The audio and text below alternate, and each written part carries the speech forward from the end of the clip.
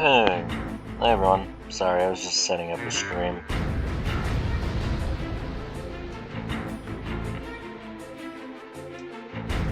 Hope you all are doing well. Started this a little early. Tried to get things done with the thumbnail and all that. Hope everyone's having a good Friday. Normally I do these on a Saturday, but a meetup with a friend switched nights, so I'm just doing it tonight instead. And either way, Friday's a good occasion for it, I think. So yeah, be playing through all 3 campaigns in the End Times trilogy. If we have time, also do the bonus campaign Day of Ruin, since that's canon to it. And I'm having the Payday Music Mod in the background because the regular soundtrack could get me copyright flagged, and I really don't want to deal with all that. It's actually, for the occasion, I actually made some fixes. Now, the End Times campaigns were a product of their era. They've been around for 10 years. Within a few months they're coming out, the first End Times was made. And the thing was, everybody was expecting the bug to be patched where the intro music doesn't play. However, that never got fixed. So I actually went to the campaigns and fixed them a couple of days ago. I can't update the workshop versions, I don't have that file anymore, but I was able to fix the Dropbox versions.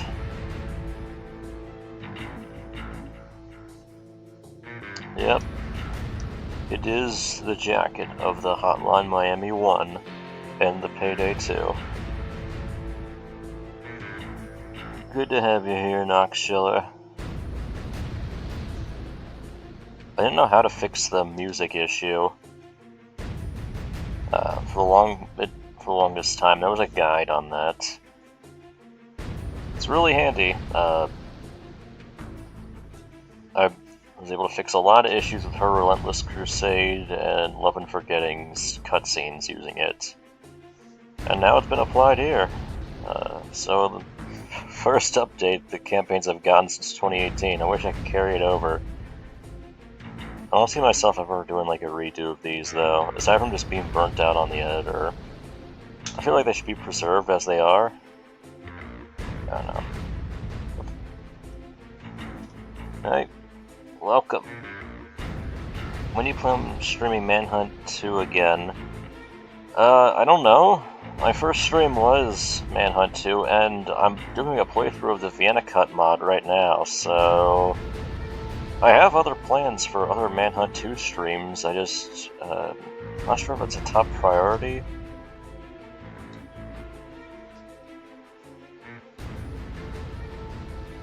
Webcam in the bottom right. No HUD elements will be blocked that way in game. Okay.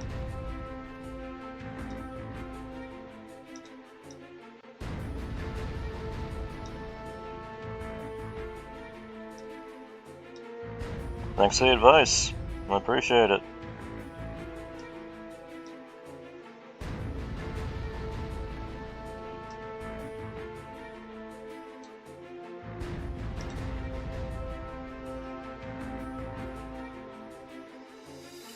Okay.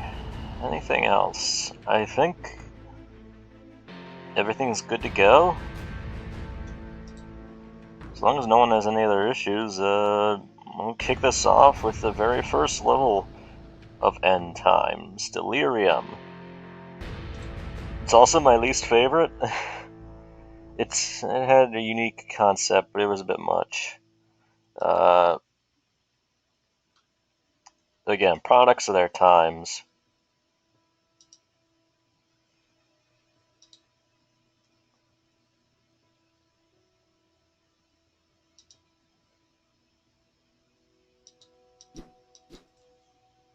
Alright, that's a little too quiet.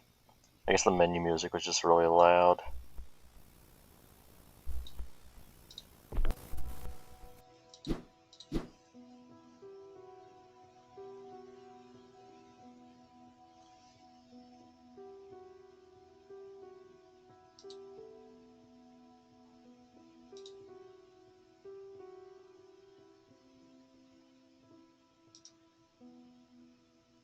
For some reason, I like to write the son as being very angsty.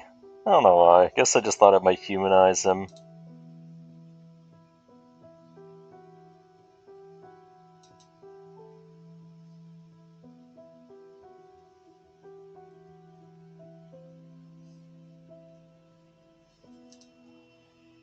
Someone brought up that this is kind of a plot hole since he thought the henchman was alive.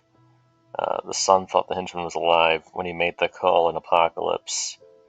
I do not have a good answer to that. It is a plot hole. You gotta sweep it under the rug and pretend that, I don't know, maybe he was calling out of denial, who knows.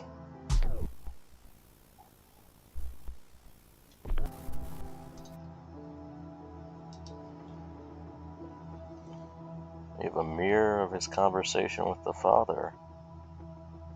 I always liked the henchman's friendship with the son, and campaigns and in the actual story mode.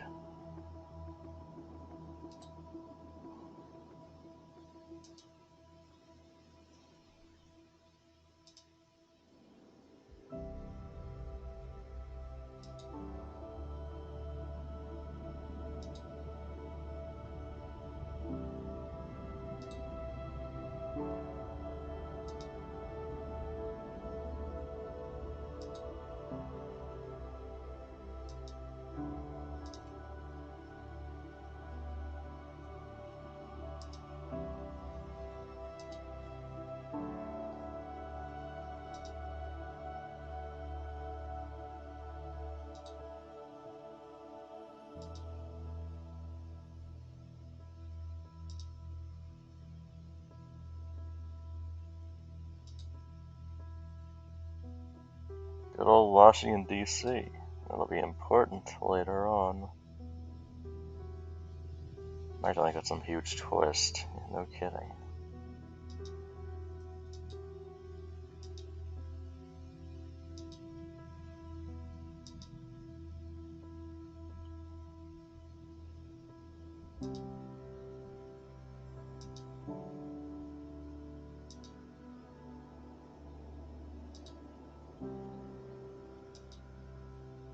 That's right.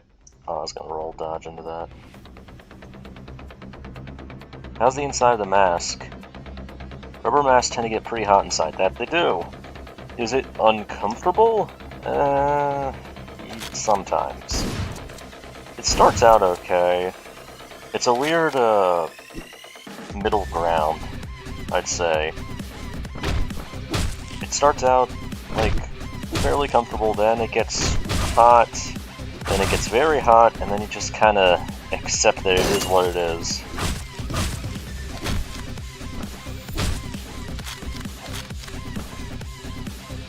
Yeah, this features the very first faction mod I made, which was to turn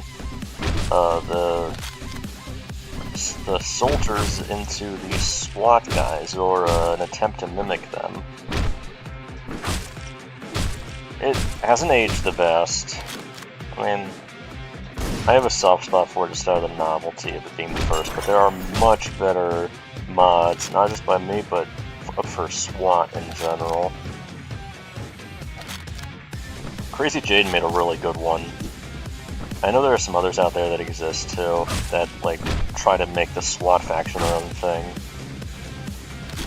Yeah, I can cheese the fat ones. I don't really like to because I like the challenge, but if I really want to, I can just melee them.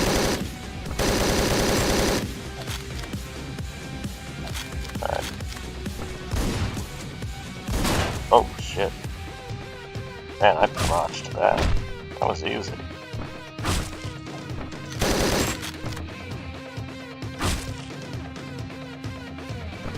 Yeah, that's the thing. I'll be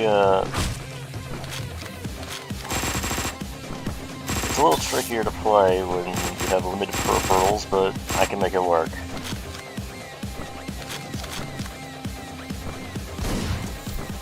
And both those with a single shotgun blast just feels right.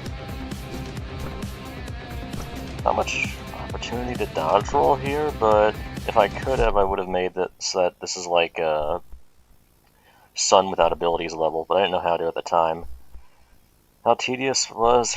Yeah, I mean, this was all about trial and error. People do not appreciate that, because a lot of stuff is just laid out for you now. Like, Notepad++ was a guessing game, even with the guides, because people had to figure out what stuff worked, what certain things meant. It's like, this primarily used the multiple factions exploit to get the soldiers and other factions present at once, along with some sprite mods. In that regard, I have a soft spot for it.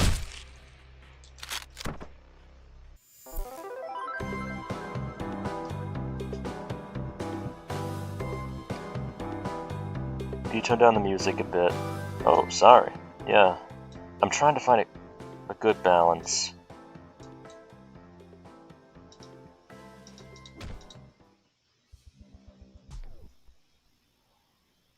That was loud as my mic. Okay, let's adjust that accordingly then. Put desktop volume at about 5 then. I was worried it was too quiet. Looks like I overcompensated there.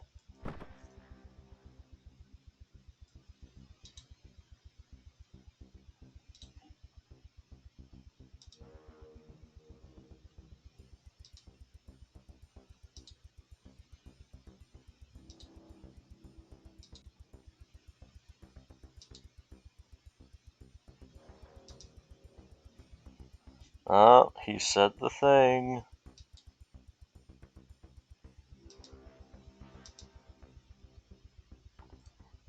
Yeah, one thing in this campaign I did that I don't think has aged well, among other things, is that it stretches quotes into like 2 parts. It just makes for awkward reading. I think it's that if you have to try to compress it all into like the single line or a single quote, otherwise it just kind of trails on, doesn't read as well.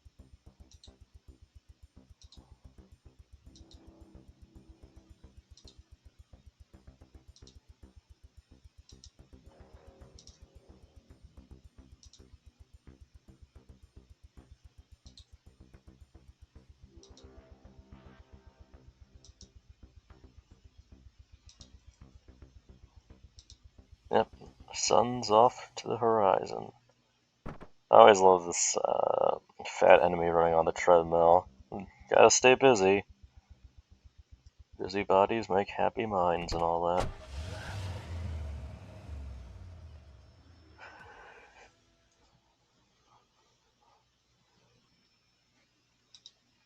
Yep, time for the fans.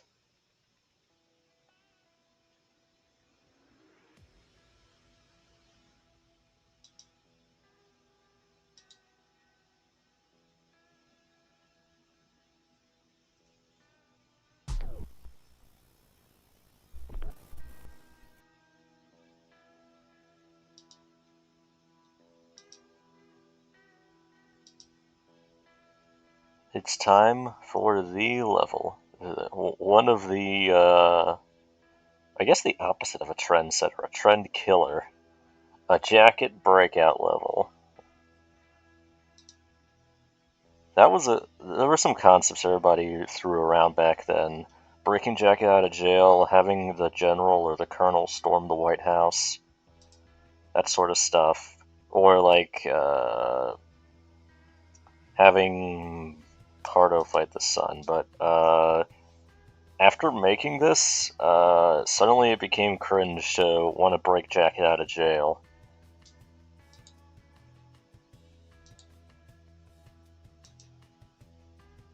I take it as it is.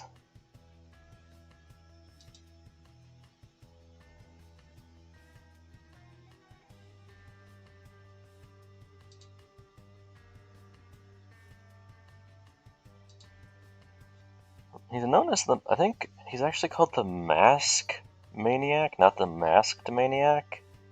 Not sure why I wrote it that way, but I guess the first just doesn't roll off the tongue as well. Oh yeah, this implies that Final Cut and Midnight Animal actually happened.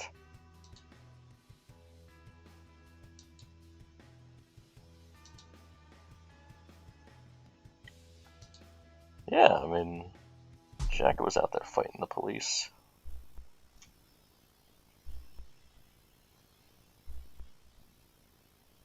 I don't get why the editor places incorrectly. The editor is held together with a lot of prayers and duct tape.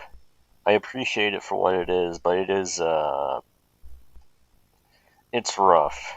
I'm grateful that Abstraction was able to fix up to a degree, but it was always an uphill battle getting that sort of thing working. Do you think Jacket's walls are robust enough to withstand a nuclear blast? No. I say that because they show it getting hit with the nuke, and it looks like it shares the same fate as everything else that's nuked. I think one of the only places that could survive the nuke is the 50 Blessings office, and that's because it actually looks like it has like a bunker wall around it.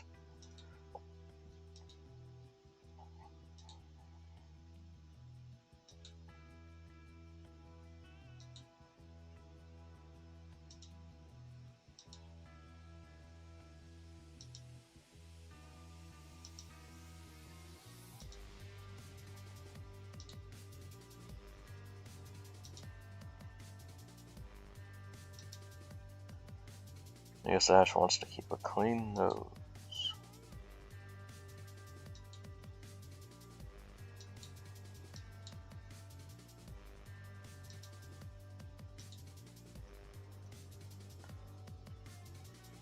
We're getting some lore.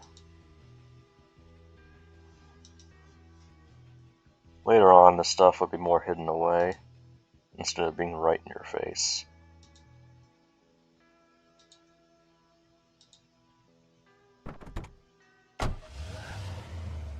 This hit a lot of limitations. The corners, yeah, I have no idea why they're like that. So this level had a lot of compromises made to it. Namely, it was supposed to... Hold on. Circling dog, I swear. This was supposed to be... This was supposed to have the pig butcher's background, so it was supposed to be dark and there's supposed to be thunder and everything. It was supposed to be more like Final Cut, more ominous.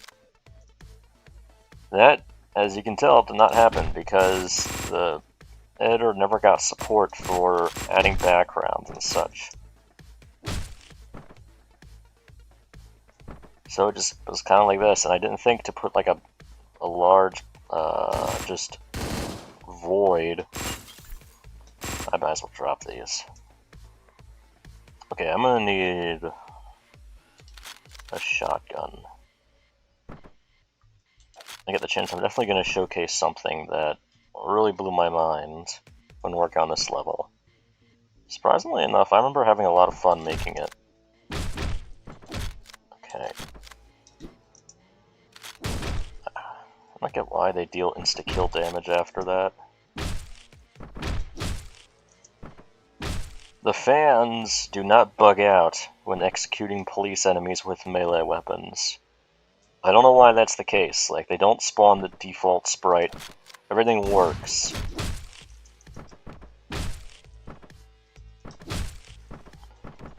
I mean, I have a whole script written up about what I think the other editor updates could have been that we never got. Maybe I'll get around to doing that sometime, but it feels like they either were going to have a fans versus police level, or they were going to add support for that in the editor. And that, to me, the whole thing with the police executions working, to me that feels like a sign of it.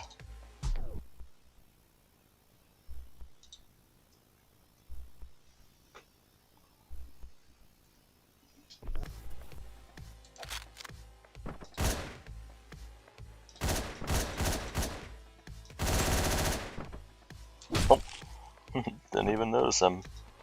Yeah, I gotta... First two ones have the thing where dialogue repeats at the start, unfortunately. First two campaigns, that is. It sucks, but it is what it is. Oh, hey, it's this guy.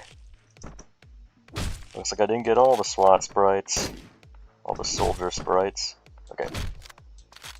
This is what I'm talking about. If I were to do a stomp execution, this guy would become a default enemy.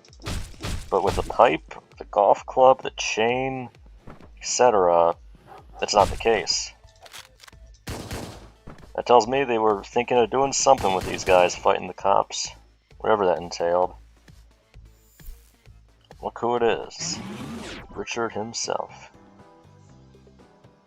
The currently very broken cutscene preview feature would have been useful. Yeah, that would have been useful. Cutscene editor is a mess. The people who can actually make that work are like wizards. I have had horrible luck making the cutscene editor do stuff beyond the basic tasks. Whenever there's like a complex cutscene in my campaigns involves a ton of trickery, only some of it actually involving the editor itself.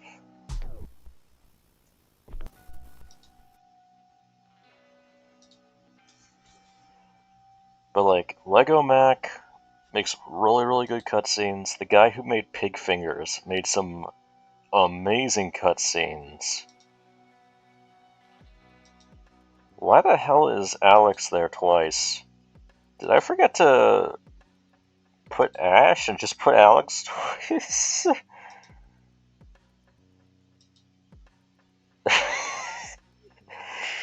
Way to go, me, from 10 years ago. And there's the jacket face sprite I made. I wasn't one of the first to make a jacket face sprite. I know there were some that preceded me, but this one worked. It served its purpose. There's one that gives him straighter hair that I think looks nice.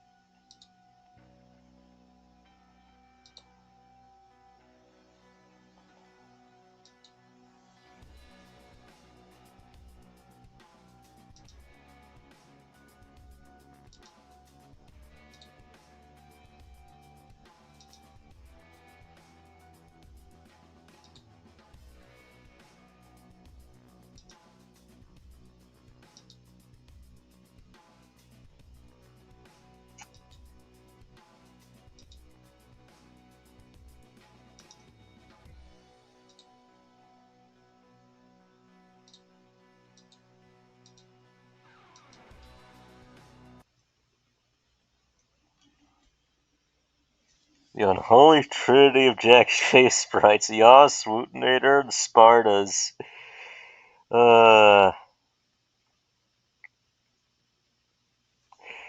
Okay, I want to go to bat for people who made early jacket face sprites. I mean, I'm biased towards myself, but Sparta and Wootinator, I'll discount everything Sparta did later on. The face sprite itself, it works. And bear in mind, the standards for face sprites were all over the place in 2016. The crazy stuff like Danny Judas's Colombian Henchman face sprite, where it's got like the sunglasses that gleam from left to right, that was an exception. The rule was taking existing sprites and cannibalizing them into whatever you needed them to be.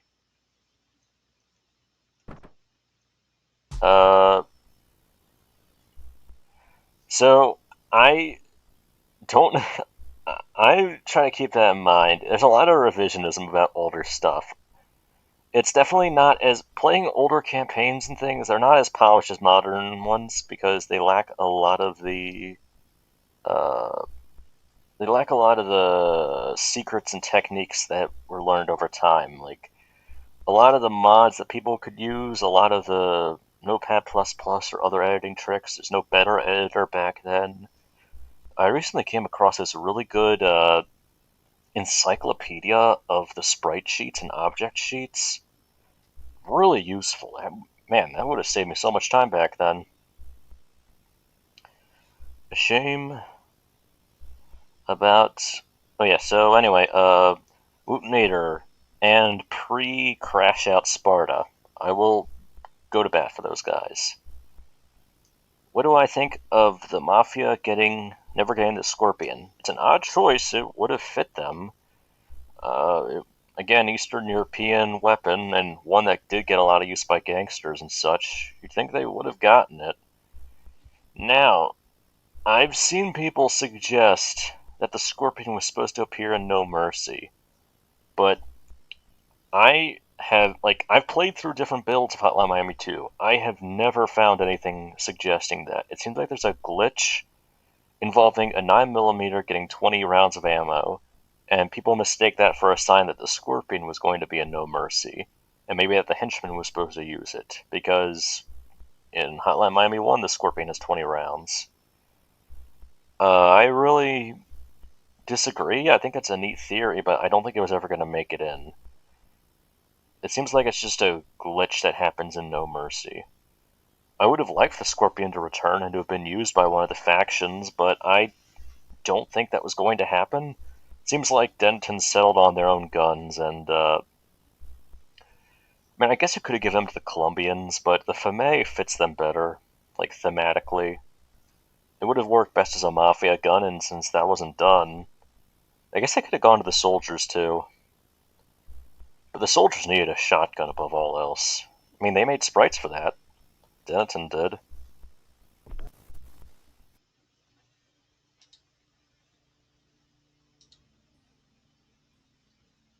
But yeah, all for Mafia using the Scorpion. Here's my attempt to work around the sprite limitations.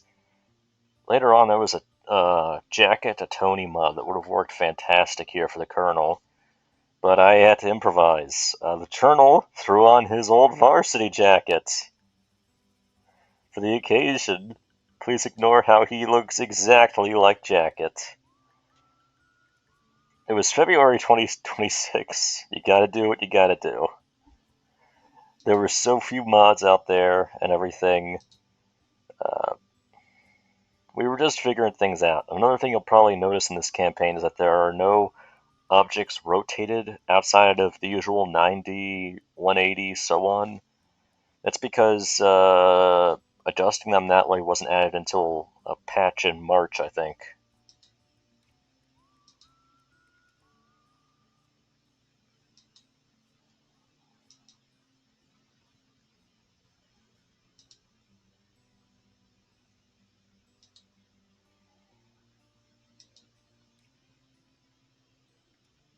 I guess he just killed another panther to make this work.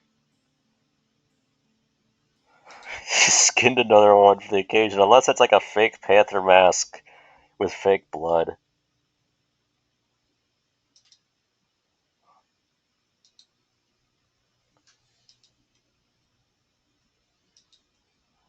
And there's Richard back there with all the guns and supplies.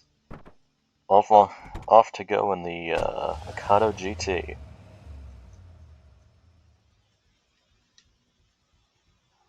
Alright. Time for my favorite design trick. Hitting multiple enemies at once with the same weapon. That very satisfying and crunchy hit sound.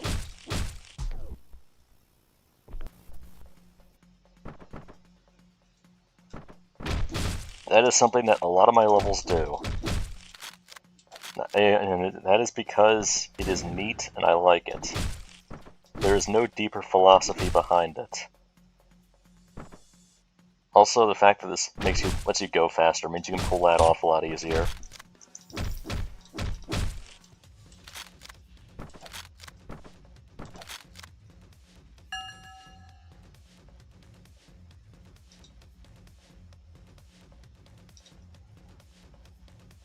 Peace through violence never lasts. I don't know, Richard. That's some pretty awful advice. I think that does work.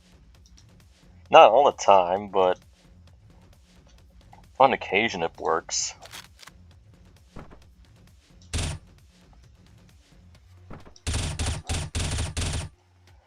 As part of a White House level, any White House level needs a red, white, and blue carpet. That is the rules. I don't make them.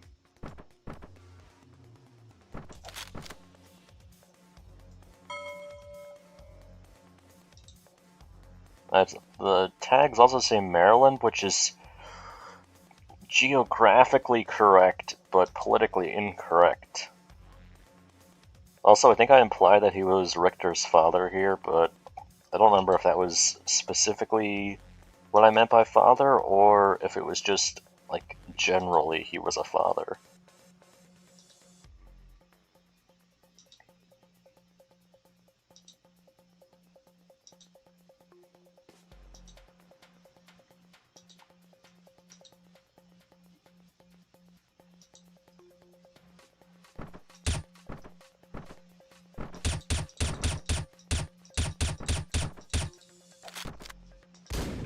Alright, let's double barrel this guy. Close enough. Is that all of them? Let's grab the axe. Now, if I can execute this guy, I'll actually be able to push him into the next room. Yeah! I did it! I think there was a playthrough that did just that. Yeah, the LSD Mafia had the Scorpion at launch. Wait, really? I don't remember that. I always remember it being the Uzi, and in the 2014 build of Hotline Miami 2, they used the Uzi there also. You're misremembering? The fateful meeting of Guard Richter and the lawyer. I guess that was the bank teller.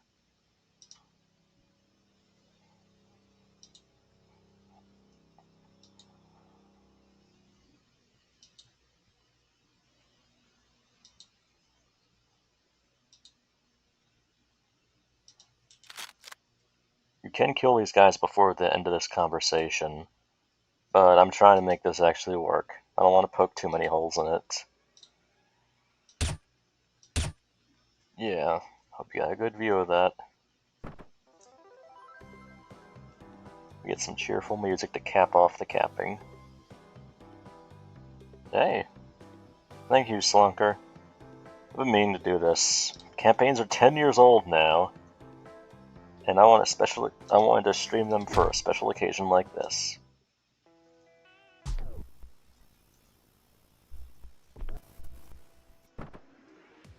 Yeah, some of the parts of it haven't aged the best, but I have a soft spot. They were made with the limitations of the time, and they only got some adjustments, some updates later on, correcting some issues I had with playability or visuals, but otherwise keeping the formula the same. Oh, the very first hints of Jacket X Corey. What amazed me was not that people hated it, but that some people actually really liked that pairing.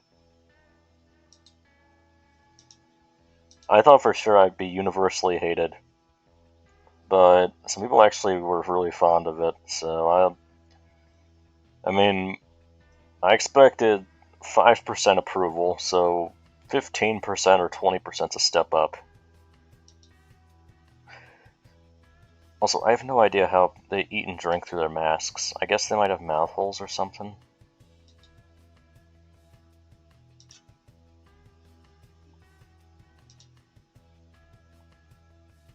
Yeah, I have to lift this mask up whenever I want to drink. Speaking of which, hydration time. Yeah, see, like, I'm keeping this room cool, I've got a fan on and everything, and I'm already sweating in this thing. That's the problem. With latex and such.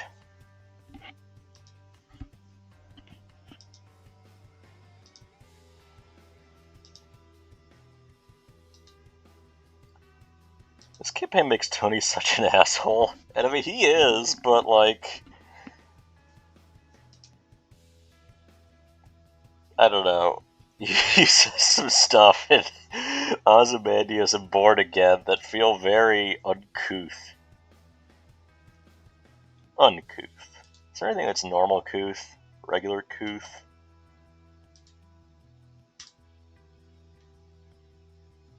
But full combos are friggin' couth.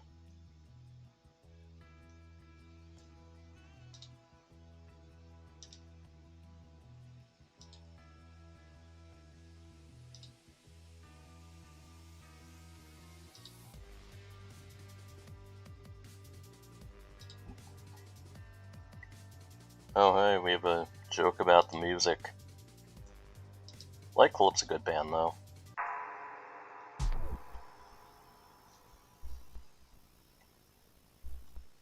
Evan just sitting there. Oh, he's covering a big event. You know he'd want to be talking all about it.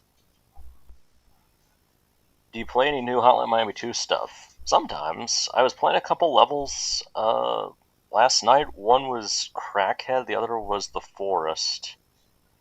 Crackhead was fun but really challenging. The Forest was real vibrant, real cool, but a little cramped. Still, both were fun. I should try playing more stuff. I mean, if people are interested, yeah, I'd be happy to try out other campaigns and things like that. Because people do still make cool stuff, and there's honestly a huge backlog of contents. I really would lock in whenever it would come to making campaigns, so I would not. I would keep the mods installed, and I wouldn't really touch stuff from the workshop until it was done, which is why I missed out on the Missed Calls collaboration, sadly.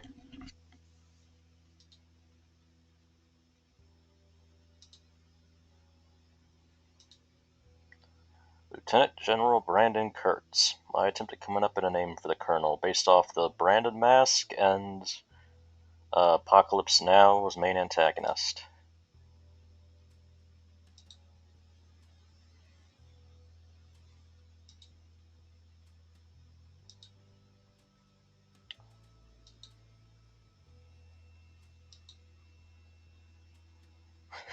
Dude, turn on the TV. It doesn't matter what channel. Oh. I mean, Jacket turns out to be right here with his plan, but it does come out of nowhere. We're like, oh man, we gotta get out of Miami. They're gonna nuke Miami. I don't, I don't think that's how it works, but we can assume maybe Richard is guiding him.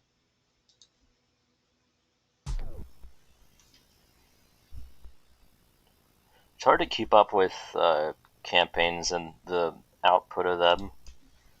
I'm glad people are still making stuff. It's really encouraging. I respect people who are working with the editor still.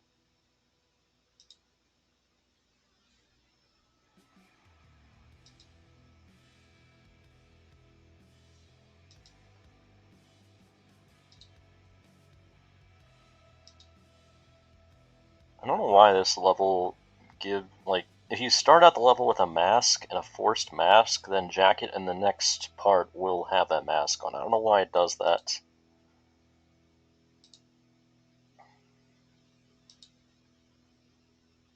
Tony is right. He would punch the nuke.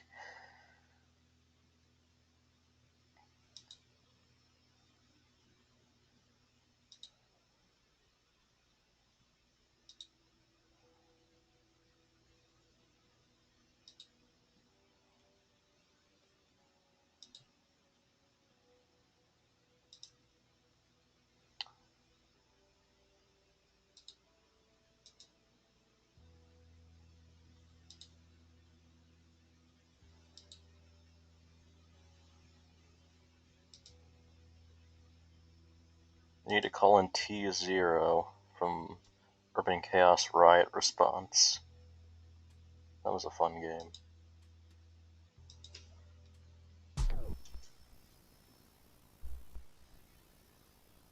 An idea for a Manhunt 2 level where you play as Danny, Evan, go into rage mode, you switch to Leo.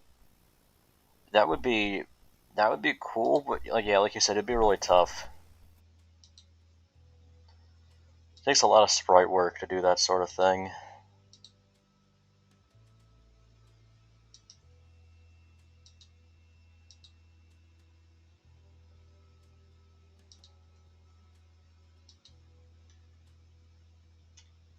I guess I implied this would have been Daniel's cabin.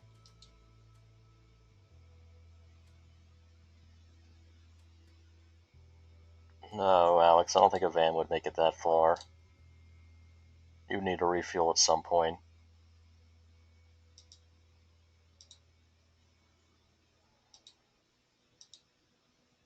Yeah, some action. Obligatory Richard scene. He's got the hobo outfit on because the regular sprites weren't available outside Notepad++, and none of us had figured that out yet.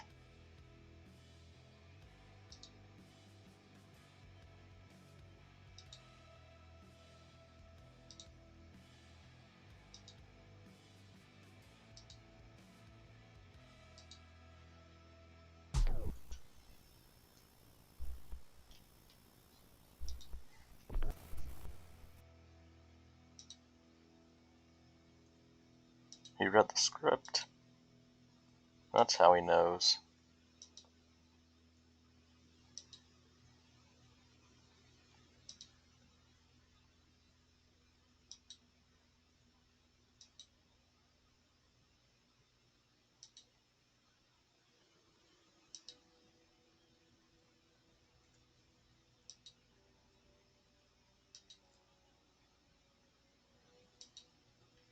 People write Richard in all sorts of ways, where he's like, is completely judgmental and scornful, which works for him, but I don't know.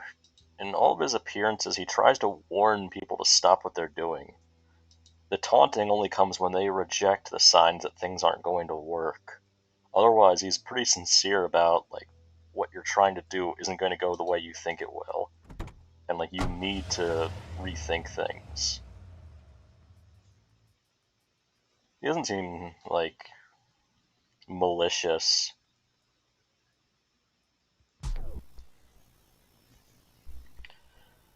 Isn't Rage Mode Evan really buggy?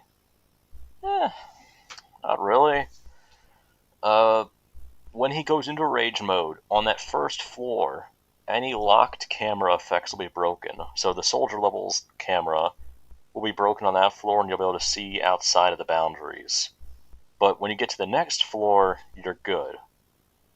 I guess another bug is that the background change only really applies to that floor you go into Rage Mode on. So the other parts don't have that red background, you just have the red tint. Missed the work ethic I had in 2021 where I could resprite character sheets and stuff in 2 days. Yeah, I know that feeling. I've cranked out a lot of mods. Part of it just slowed down because I took time to refine what I was working on and I tried to improve the quality. Another part was just having less time in general for that sort of stuff. If you're not careful managing your time, you can burn out and crash out. After I thought I'd been done spreading for good, I actually came back, I think in like 2021, maybe 2022, yeah, between those two times, to finish up some projects that I had left undone. There were like a couple other 50 Blessings enemy ones. The Panther one showed up in Love and Forgetting, along with a few other mods. Yeah, Richard cares. He just wants to help.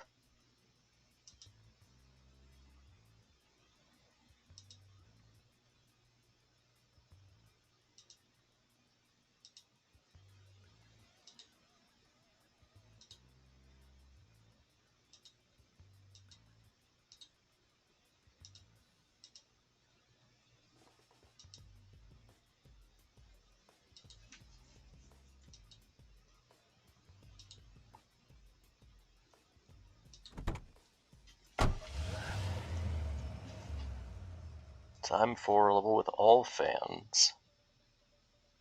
I guess I'll go for Tony. He wants the action. I haven't played this part in a while.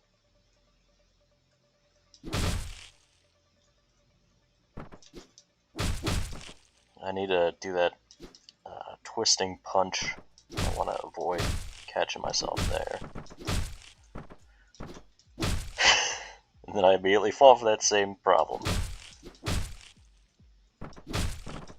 Or I can just catch them at the same time. I should turn this up. Yeah, like that.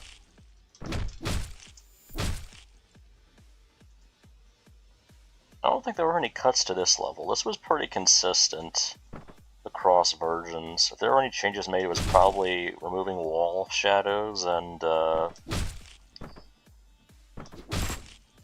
yeah, I guess removing obstacles that would get in the way of playability.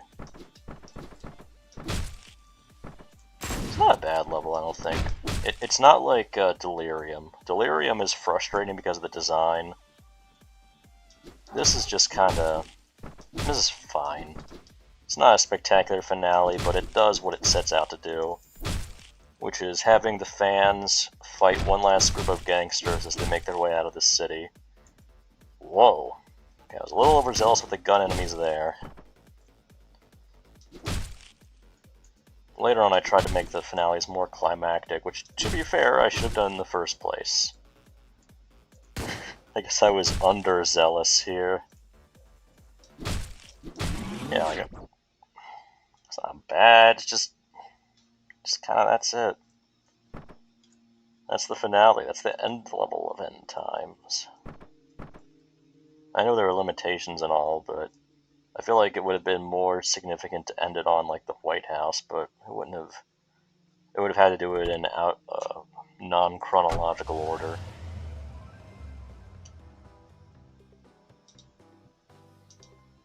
Surprised the S rank score didn't save here.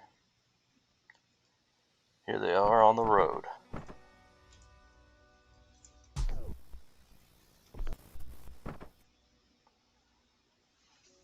I don't know how far they got from Miami, but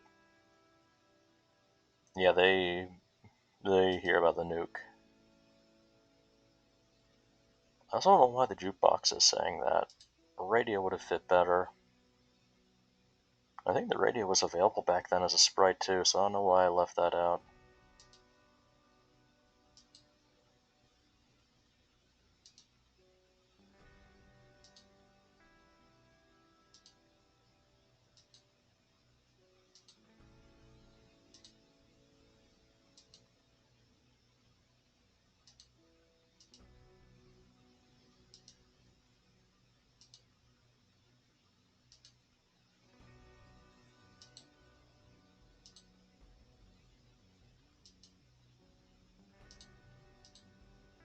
Yeah, too soon, man.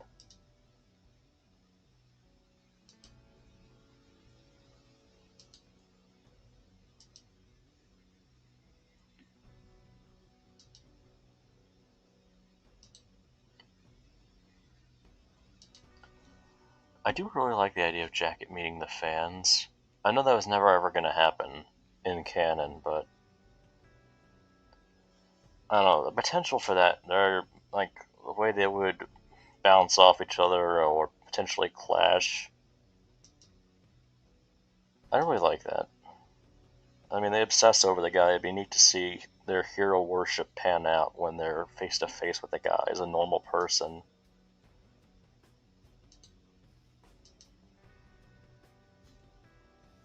I think the problem is there's just a lack of sincerity sometimes. People just want to dismiss everything as cringe. And yeah, sure, maybe it does make you cringe, but like, things are cyclical. The stuff you thought was awful way back when turns out to be cool like 5 or 10 years later, and then it reverses itself. Think about how many people love Spider-Man 3 now. Whereas back in the day it was awful. It was cringe.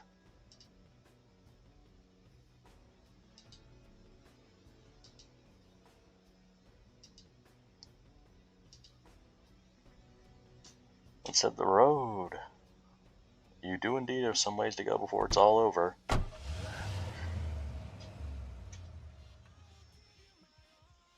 Very modern jukebox with a radio option. Yeah, a lot of Dodgers in that.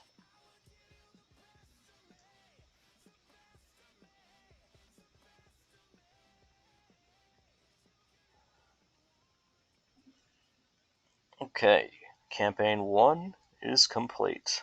I'll be right back. So, you won't be waiting long, don't worry.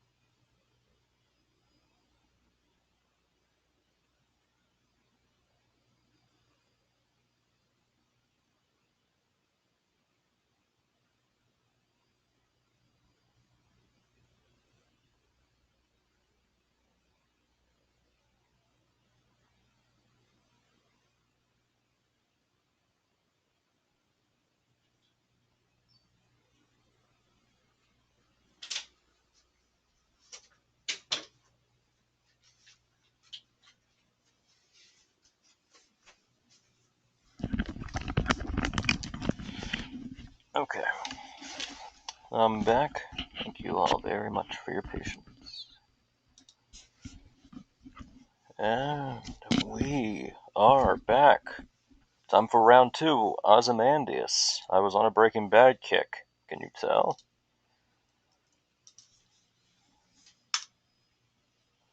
This is where things start to get more complex. It also features Easter eggs and optional conversations, as well as the cabin.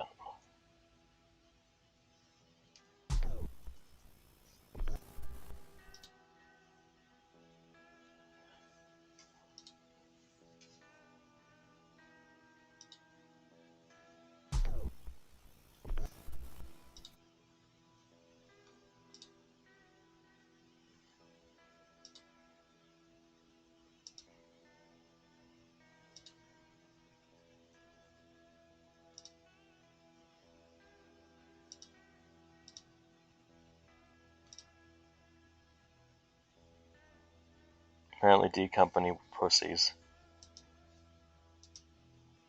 Barnes did not look fondly upon the fans.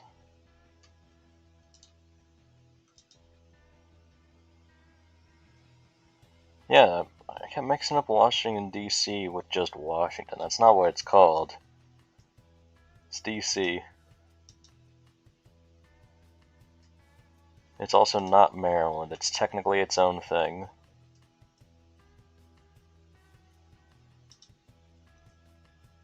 Oh, one of my favorite Easter eggs, or optional conversations.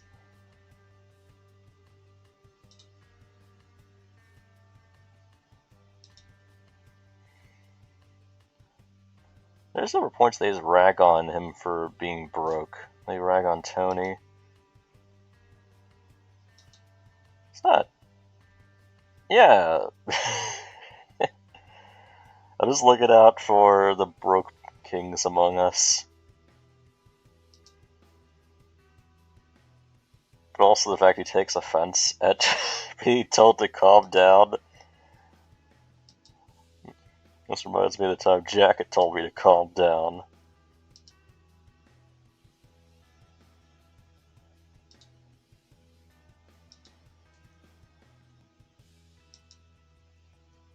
And then it only triggers if you hit that.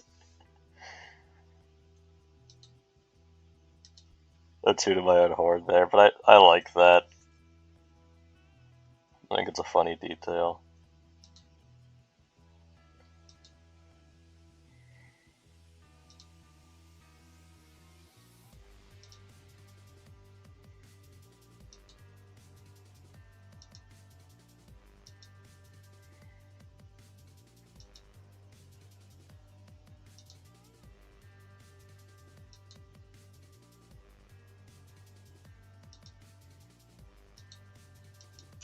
Let's grab the cash and get out of here. Then he gets supplies. Yeah, like here we got multiple cars, different Easter eggs and stuff. Living it big now. Living the dream. And then we get a proper sun level. For the longest time this started out where, okay, so it says DC, that's good. At least in the level I didn't make that mistake. This had a Colombian Dodger on the first floor. The problem with it was that it would have to waste dirty hands, like how it is in Takeover. I don't like that. You should be able to carry dirty hands into the next floor as long as you use your ammo wisely. Okay. There we go. How did I miss that? There was a update in 2018 I did that fixed that problem.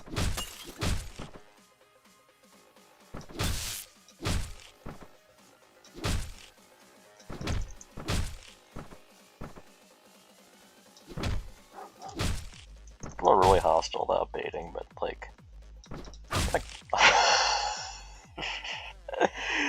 I got caught in a tangent. It's my fault. Plus, I'm playing this with dirty hands, which is an objectively worse version of Tony. He punches slower than Tony.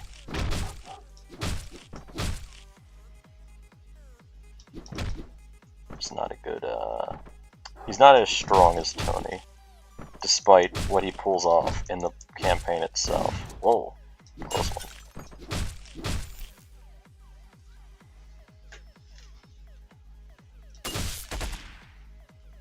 I don't really know much about proper color themes and everything, but I'd say this level did a pretty decent job of maintaining a color theme, or a consistent color scheme.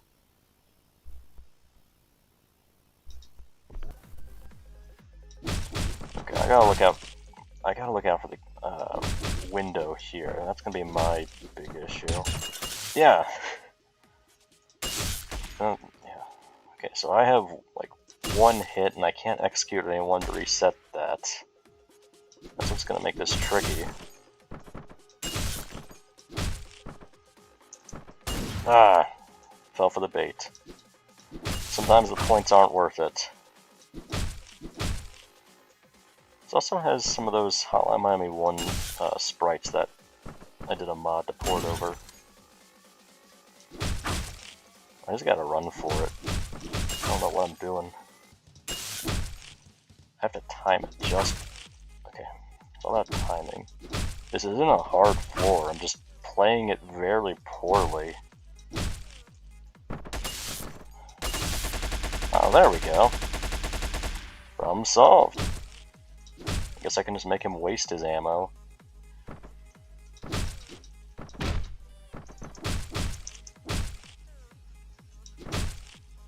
Alright, now I gotta bait these guys. Anyway, I don't really have an issue with baiting as long as it's fun. There's a thrill. It's like fishing in a way. Applying a certain amount of pressure, throwing it a certain distance. It's all about timing. I'm okay with baiting as long as it's fun.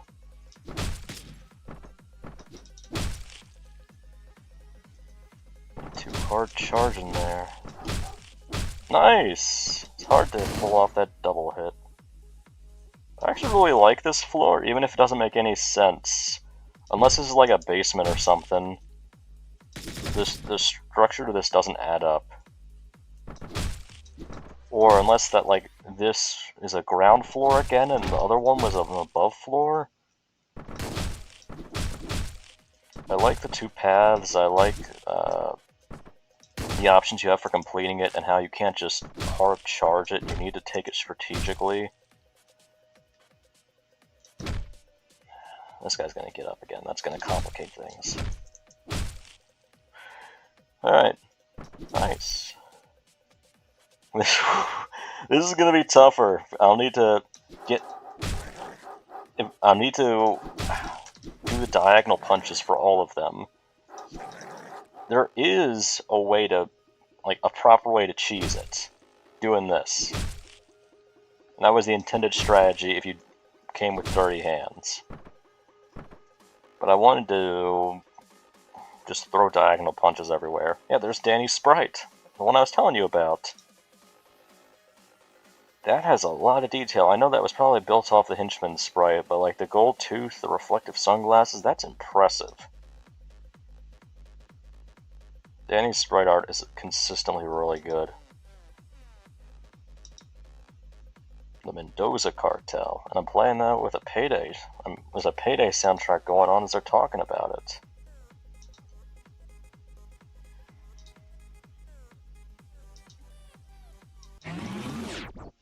Funny thing is, if you beat it with dirty hands, you can't kill him. Hotline Miami power scaling. Yeah, the strongest character in Hotline Miami is whoever you're playing as. I remember reading that on some post way back when, and that holds true. It still does look amazing today. Danny's sprites are real future-proofed. Sun's levels are pretty rare because he simultaneously has more and less options than the fans. His factions are unique, but it's also kind of limited. And he isn't as vibrant as the fans. There are also some limitations on how you mod him, like the leg color and all that. I think those are why his levels are less common, but he absolutely deserves them because he's got unique abilities, and even if I think all the more reason to make levels out of them is that the main story mode doesn't really use those abilities to the best they could be used.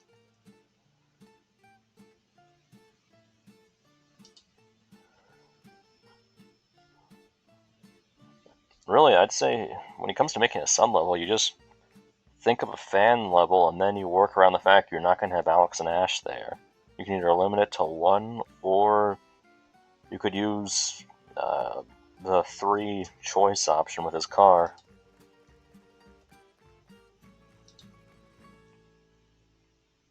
Notice the Sun level that was made, a modless one that was made way back when. It's really good.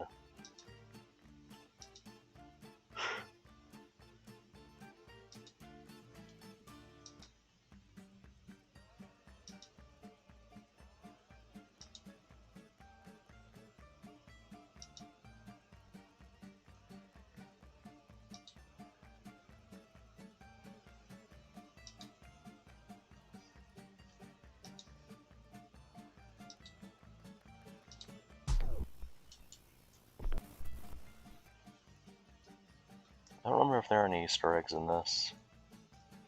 The duality of man, modern Russian flag, and what I guess was my attempt at the Soviet flag. I don't think there are any Easter eggs here. I think you just go to the car and that's it. Zerts! Yeah, you remember. Zerts is a really fun Sun level. And it has no mods or anything. It's just the sun and the Colombians and all that. It's really well put together and fun.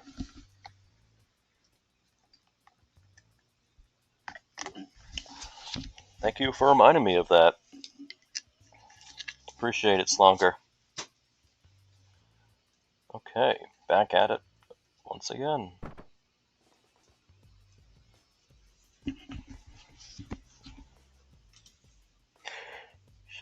potatoes without the potatoes.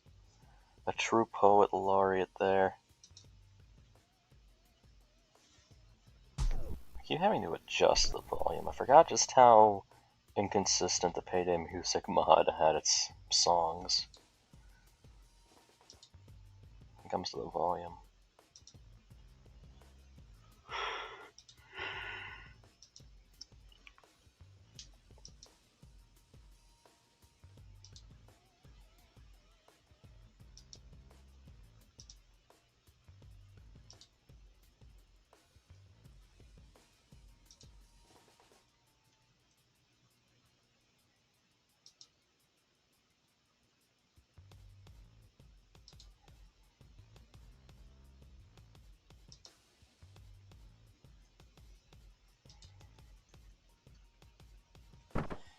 Now, I could go back in this guy's car, or I could hop in the fan's van.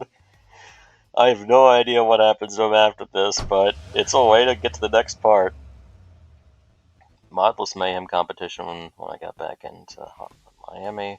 Started making levels. Everything from that time is real fresh. Good times. Yeah, it was a fun time. I was getting back into it then, too. Good times don't last, but you can appreciate them for what they were.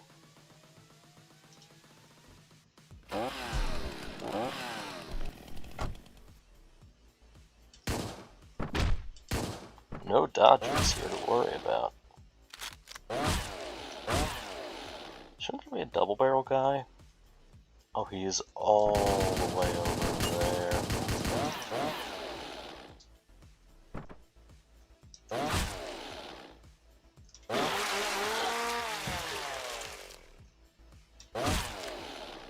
This level's kind of straightforward. I like it. Nothing too fancy, but you got multiple entry points. And you have one of my favorite fixtures. Something I love that I really wish more levels would do are lobby floors. Clear a floor, and then you get to choose where you want to go. You don't have just one option. You can have two or more. I absolutely love it when campaigns do that. I try to do it in my own campaigns whenever I could. The cynical part of me blames full combos for them not taking off, because there's basically no proper way to do that in a way that preserves a full combo. But I don't care about full combos at all. I would even go so far as to say I don't like adding them. And I had to be dragged kicking and screaming into adding them to my campaigns. But I don't know, I just like fun more than the points. Full combos are great for showing off on YouTube and doing like compilations and stuff, but outside of that, I just think I brought that on myself. I just think they're way overhyped. Just because your level's capable of full combos doesn't mean it's good. If the basic part works, then sure, add full combos. But if you're compromising on design to add it, then I think at that point it's a hindrance.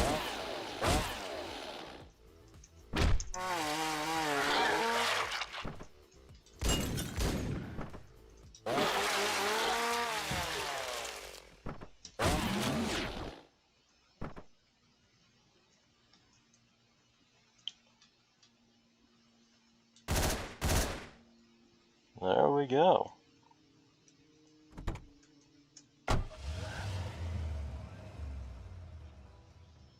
Full combo slander in the Big 26. Yeah, that is an opinion I have not budged much on. I'd say I understand the appeal of them, and I respect them, but I do not like them. I should probably move this. I don't want that to get in the way of the scores, because, you know, we're... Oh, I guess it doesn't matter. I'll keep it there. Low-key preach your full combo design and its consequences copy pasta, yes. I wasn't aware anyone still knew about that. I thought that was just something I kicked into the void at some point, but hey, I'm glad people like it. I really do think full combos did a number on level design for the worse.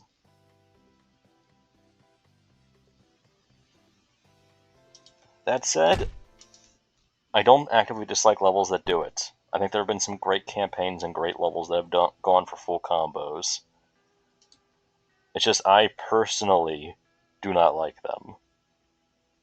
I think it's the same as, like, The Last of Us, in that, like, The Last of Us is a very well put together, well beloved game, and I understand why people love it so much. I don't. I've tried it, I didn't like it, but I don't like to rag on it because I feel like I get why people like it. I just know it's not the sort of game that I like. And I guess that's how it is with full combos for me. In the sense that I see who this is for, it's not for me, so I don't like to rag on it, even though I do fall into that sometimes.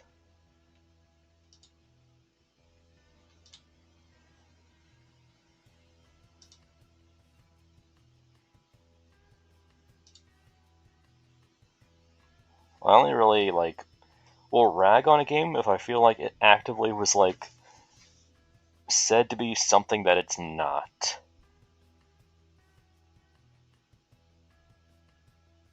Like, if I know a game's gonna be very realistic, I'm not gonna fault it for being hyper-realistic to the point of being frustrating, because I know that's what the devs intended.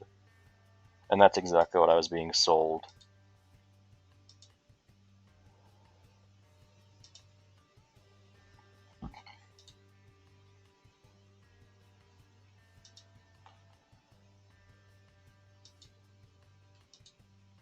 Yeah, Jacket. Why are you such a buzzkill, man?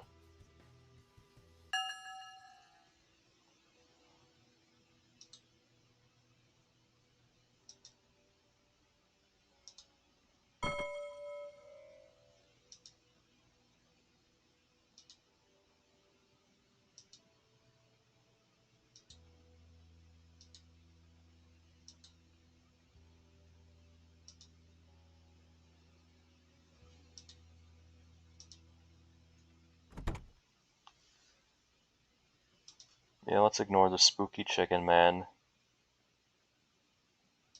We gotta have more action. I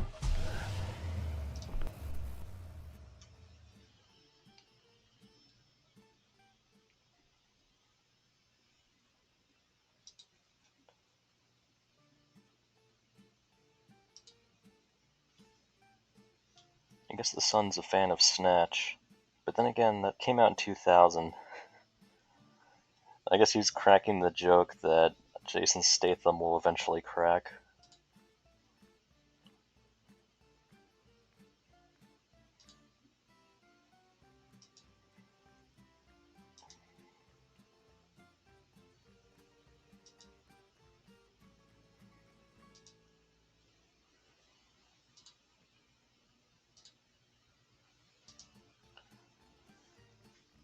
Yeah, son's pissed. He actually cares about his men. He doesn't like it when they die. He's an interesting character. I've always found that neat, how he's actually like this benevolent boss. He's still a drug-dealing asshole, but, like, he doesn't see his men as expendable. And it seems like one of them dying in the heist gives him that existential crisis where he sees his father. There's a lot of layers to this son. I like how he isn't just some one-dimensional mob boss. It also ties into that whole thing with henchmen, where it seems like they're genuinely friendly. Marco the Snitch. Time Splitters has a crossover here, or a nod.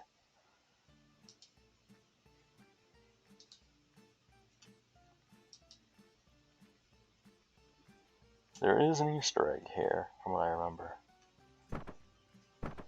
It's I forgot that. That's Jonathan. Yeah, Dennis has the beanie. He's scoping the place out.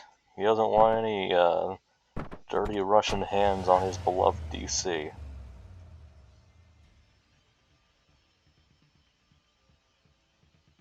I always like playing levels in a dramatic way and having to force myself to do combos. Yeah, I like using different weapons too and mixing things up. I always find that to be the most satisfying way to do a level. I haven't used Bloodline yet, so I'll go for that. I guess because I think it captures the spirit of the first game, where you're mixing things up, using different abilities and powers and such. Weapons, I mean, not powers. I mean, I guess they are.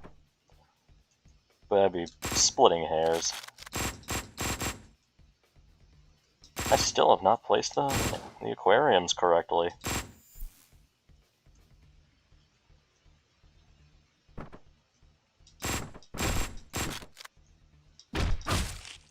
Oh, it's on me. Got backhanded there. Okay, no matter what, this dog has to die.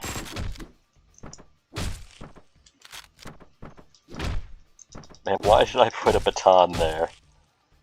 It has like the most broken execution.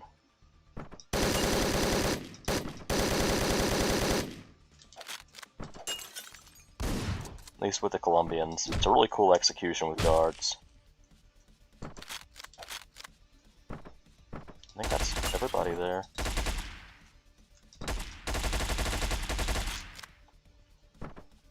This guy, this guy.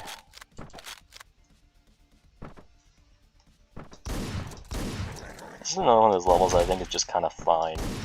And it serves its purpose. It has some unique floor options, enemy variety. I wouldn't say it's a favorite, but it does its job.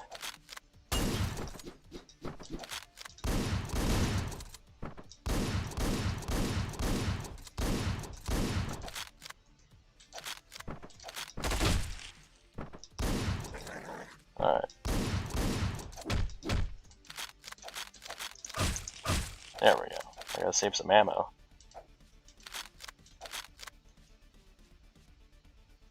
Get over here.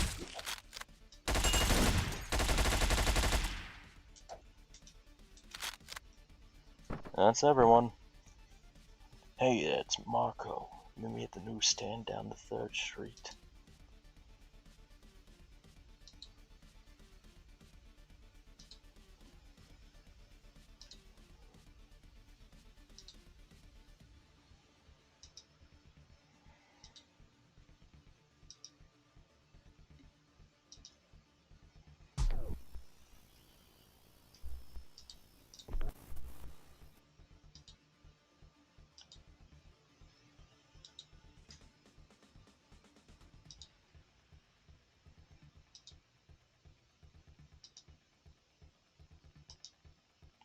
I don't know how close the Appalachian Mountains are to DC, so I don't know how accurate that is.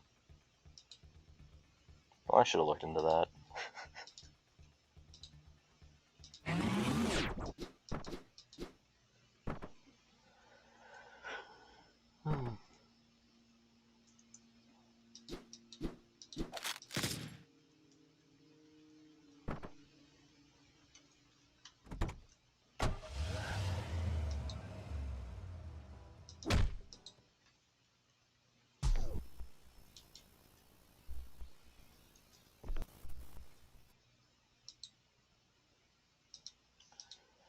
Yeah, to get around the fact that you don't necessarily have to kill the Ash, I made it optional or ambiguous as to whether or not the sun kills them, or if his mobsters do.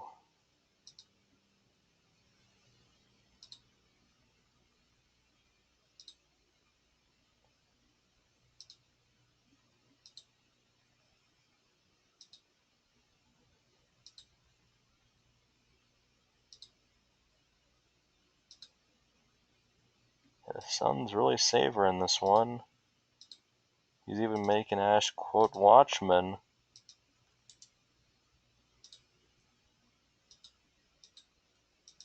Oh, no, my work isn't done.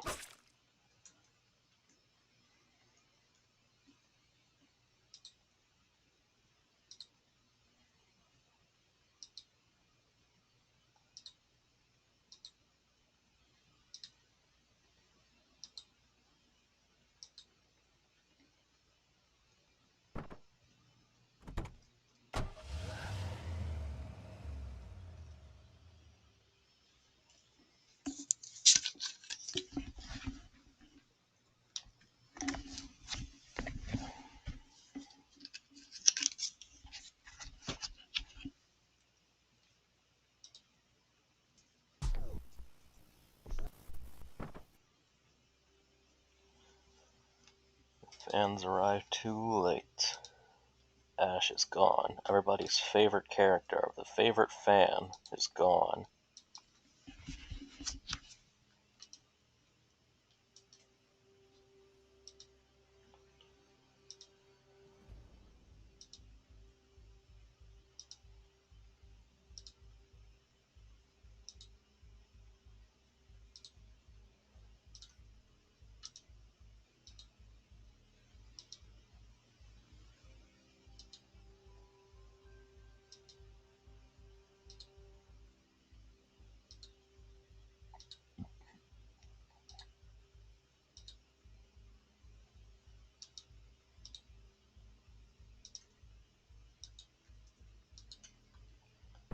I just had a soft spot for Alex. I thought she was a cool fan.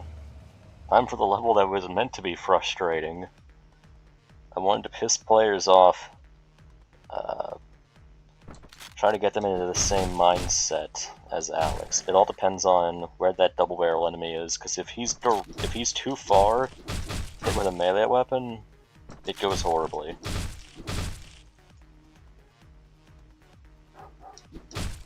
But yeah, this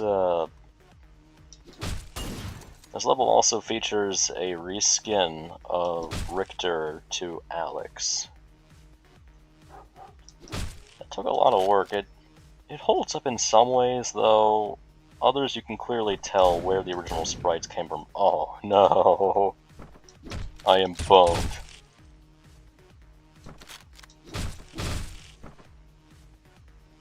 Gotta make both those shots count. It's like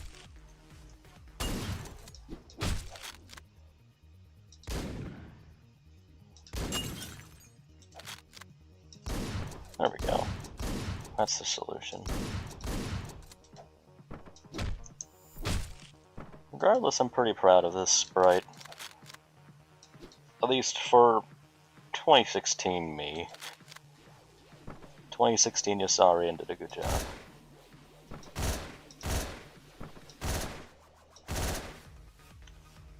Funny thing about those hiders and such, I discovered that like weeks before I made this, someone went along and actually made like a better Mafia or Soldiers to Mafia mod. Not even like in a self-deprecating way, just like the animations were smoother. If I had known that in hindsight, I would have saved the trouble, but I really didn't know about it at the time. I am a firm believer in not reinventing the wheel. Shit. If a mod already exists, you should try to get permission to use it or just use it. I mean, when it comes to mods, people don't really care. So long as you just give credit and you don't try to claim you made it. It's more with music that you should ask permission, because that's where the legal murk area is. When it comes to mods, people don't really care. Honestly, I consider it a compliment if anyone uses my mods.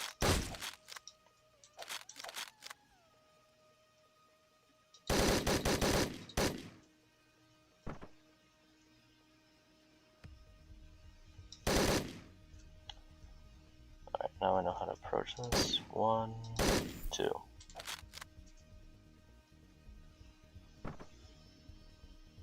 Porch walls for bathroom stalls, a workshop classic. Yes, indeedy dandy. Have I tried out Collect Call? No, I have not. I know what you're talking about, though. That name takes me back. I remember back when that was a card game in the works in like 2018. Now it's like a roguelike deck builder? I'm not sure, what exact changes happened.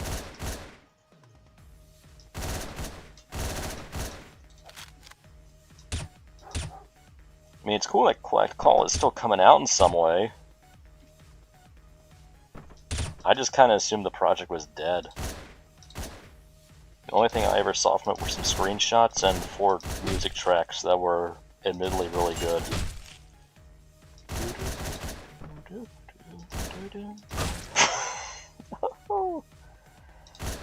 This fort is... I cannot tell if I made this in a fair and challenging way or in a tedious and frustrating way. Because you kind of just have limited options for dealing with enemies. You sort of have to get them into here so you can get their hands on their weapons. Because otherwise you'll run out of ammo very quickly.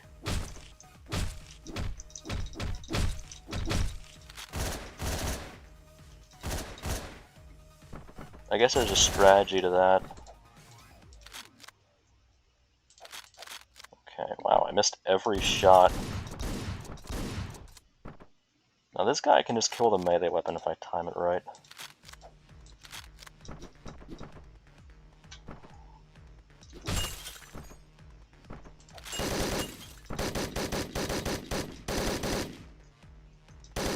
There's that double barrel gun. Okay, the rest of this should be easier.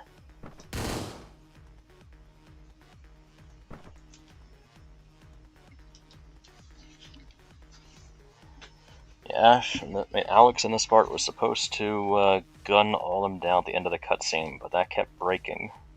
So it's a player option. But yeah, canonically she would probably just kill them.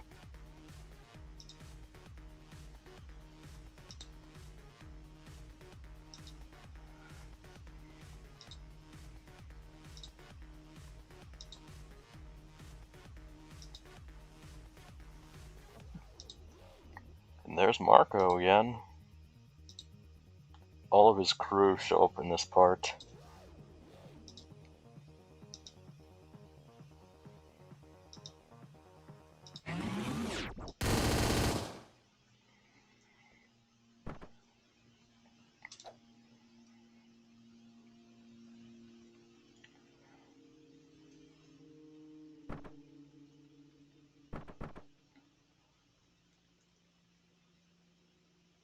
There's a murder on the dance floor, and you better not kill the groove. Hey! Good to have you here, Voltigor. CC is Hotline Miami the card game. Open playtest is available on Steam, so far I like it. I think I get why Danny's making it. He can't really turn up, like, 1-900 Call isn't necessarily something you can make money off of, because it's a mod. Collect Call seems to be its own thing for the purpose of, funding it. Which is a smart move on Danny's part. I haven't played it yet. I had heard about it getting a release, but I hadn't looked into it further. I've been sidetracked by Diffusion. It's a gold source mod that's really good. Along with other videos and such I've been working on.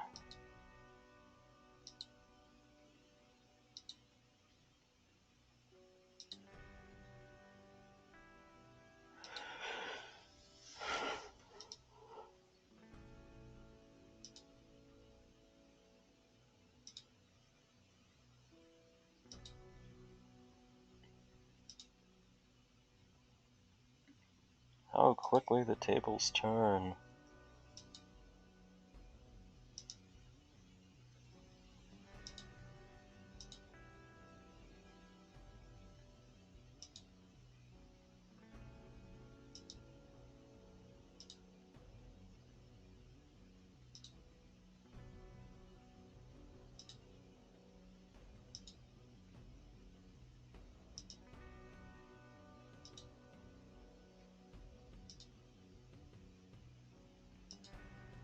Only there are any Easter eggs here.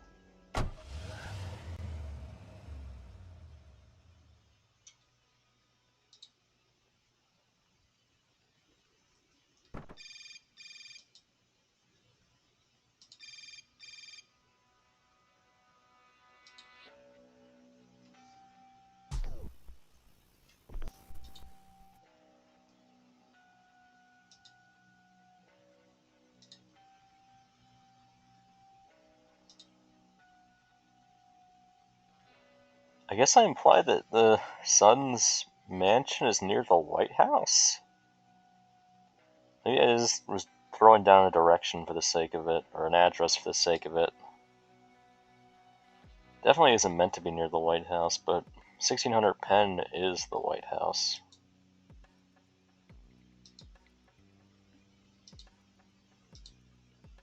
I can either go straight to the car, or I can trigger another conversation.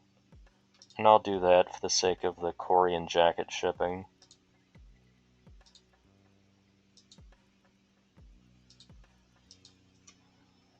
I guess Jacket steals her car? Unless that's his.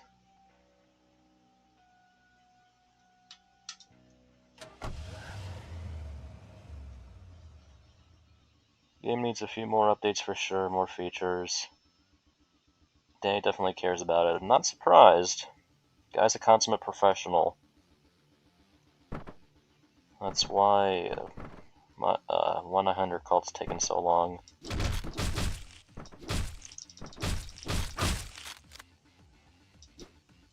Okay, yeah. I remember what to do here. It's been a while. Gotta keep up with my old tricks. I do like, as long as it's executed well, I think that, like, the rush of enemies at the beginning, I think that can work. As long as there's enough warning and such. I like the idea of Jacket chirping an alarm or something here to send all these people after him. And he just guns them all down the foyer before moving on. Damn it. Okay, that is going to be a little tough. I gotta look out for the dogs.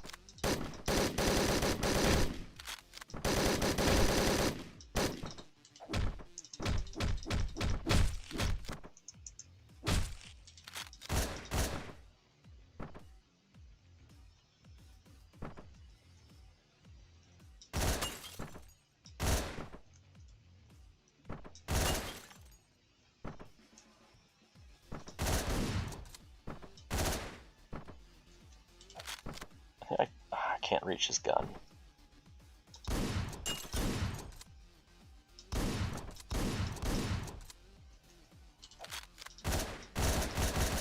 There's never any sort of official music mod for this campaign. I just kind of played with whatever was going on, whatever was popular at the time. So like when I was working on this, I'd have the Miami Falls music mod and other stuff.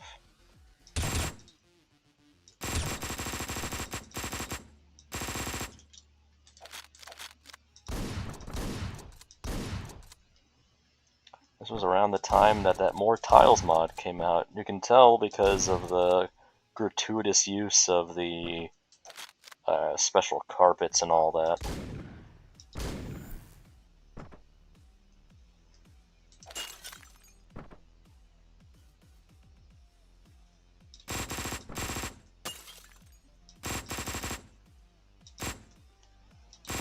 Honestly, I do have a lot of scripts and concepts for Hotline Miami related videos. I'd like to do them.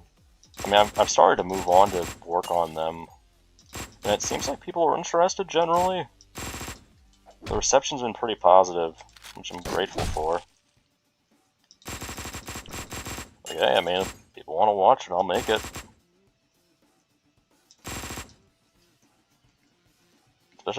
Especially for stuff related to cut content. That's a lot of fun to talk about. Right up my wheelhouse. Ooh, okay. Soviet Rug, a classic. It is. It's mandatory.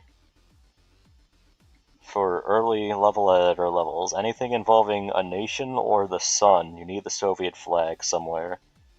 Don't like the Shattered Eyes jacket. Yeah, it's a product of its time. Me not really knowing how to make eyes well. Wanting to give Jacket a strange, distant appearance. Those two went hand in hand. Sun pulling out his double Desert Eagles. Okay, I need to...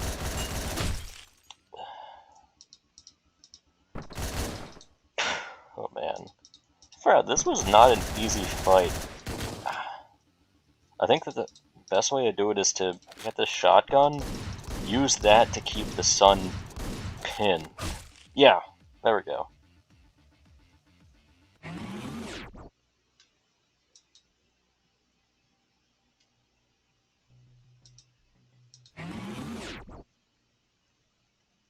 I don't know why I played twice. I mean, I know why. I had that sound effect play. Maybe an early version, it didn't happen. Who knows?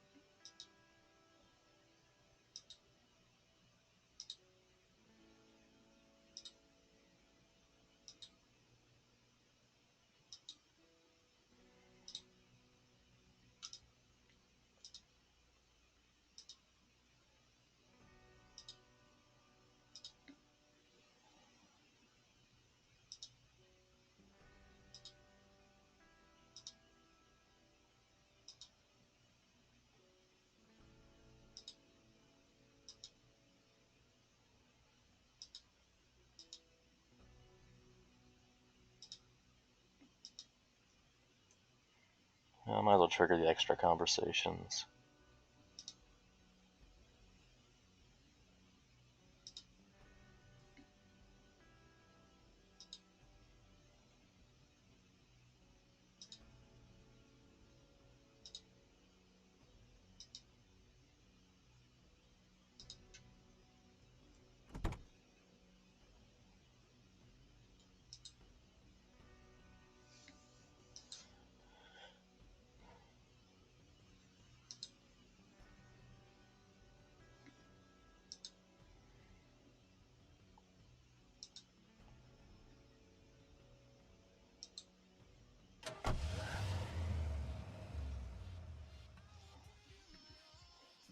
Considering a video on the technical details of LNF, how many tricks you implemented there. Less likely to come out in favor of other projects, but something I keep in the backlog. That's really touching. Thank you for that, Schiller. If you need any insights aside from stuff you'd be able to pull out on your own, I'd be happy to help. I mean, I got my own biases there, but that sounds really neat. And there were a lot of fun tricks that I pulled off for Love and Forgetting. Same for Her Relentless Crusade, Martyrdom, and his Hellish Descent.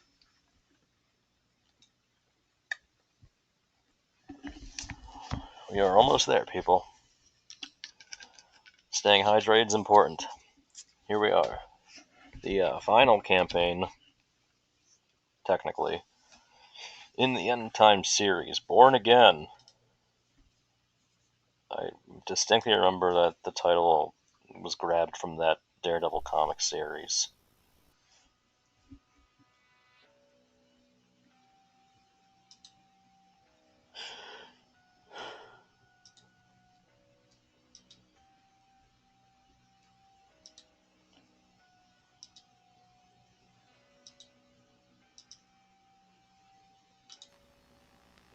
It's definitely the most advanced campaign in the series. It still has some shortcomings, but by then I had gotten a better handle on what the editor was capable of, along with spriting options.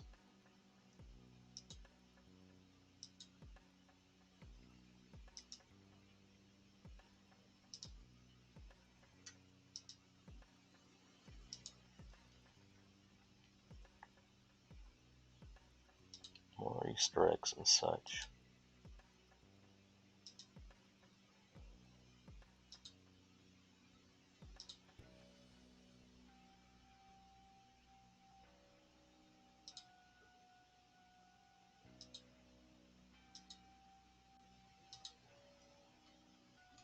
I don't know that they're the same hobo from Evan's Subway, but he is a veteran, that's all that's certain. He mentions that in an Easter egg conversation. Hello, Keith. Welcome. Yeah. These go way back. First one was back in February, March. Second one was back in May. Third one was back in October, I think. Oh, shit. Anyway, this featured a prominent mod for the Mafia, the Militia. Definitely rough, but it was a fun concept of making them into something totally different. They couldn't just have guys in suits here. They needed to be like a military force. I think they pull it off pretty well. Their color scheme is a little weird, though. At least the fat one has a weird color scheme. I have no idea what's going on with his yellow and red outfit. His Arthur-looking outfit. PBS Kids outfit.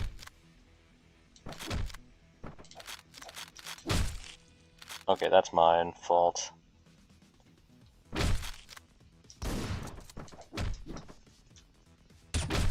There we go. No.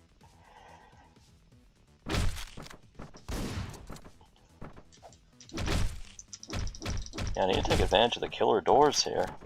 What am I doing? Not far enough.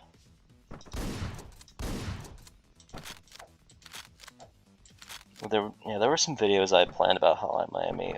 I did a couple. The one about the third ending, which came out recently, the one about the possible Payday crossover based on those sprites, also one about editor updates that we might have gotten that never materialized, based on most likely to least likely. Sort of like that one Vienna build video I did way back when. That one I wrote up a while back. I also did a video that might piss people off, or a script for a video that might piss people off. It was one basically breaking down why I think Hunter Red Star succeeded narratively, and the main game failed to resonate with people in the same way.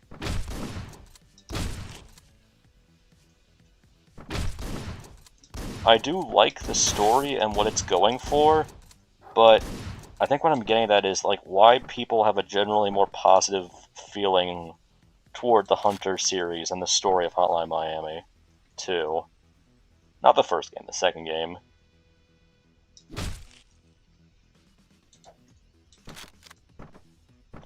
I mean, generally speaking, it boils down to a traditional narrative with clear-cut dates and objectives, and an overall more positive atmosphere.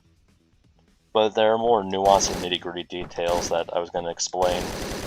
The whole point wasn't that it was bad, that Hotline Miami 2 was bad, it was just that, like, Hunter Red Star gave people what they wanted within the same tone, and without conflicting with the ideas of the main game. And that's why people look back on it more fondly.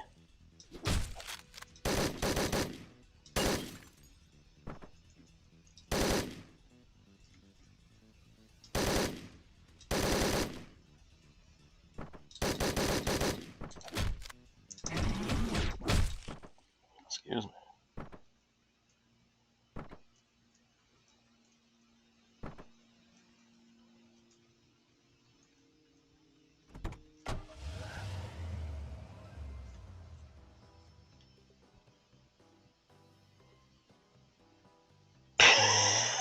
It is... Oh, you guys. I leave chat for one moment and that's happening.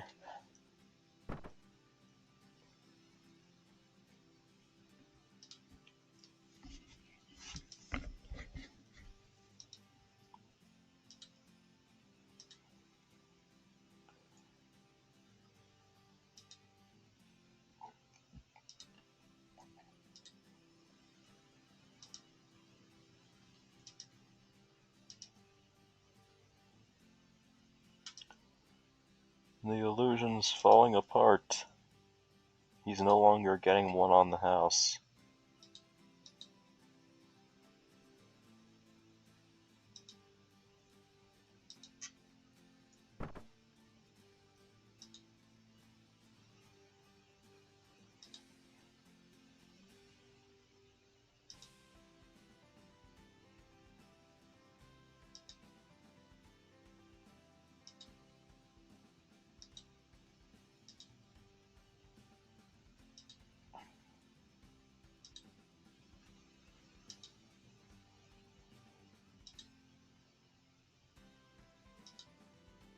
That's an excerpt from an interview between Ellen DeGeneres and Todd Howard. Both are good, Hunter's just better presented. Yeah, I could agree with that. Hunter Red Star's might more stable narrative. Hotline Miami 2 is more artsy and experimental. Yeah, that's a good way of summarizing it. Yeah, Red Star has fantastic pacing. Like, even better than the rest of the Hunter series. Like, Hunter and Snowfall, and then Brotherhood. Red Star is the one that is just fantastic. Not the others are bad, it's just that is such a high bar to clear that it's almost too much.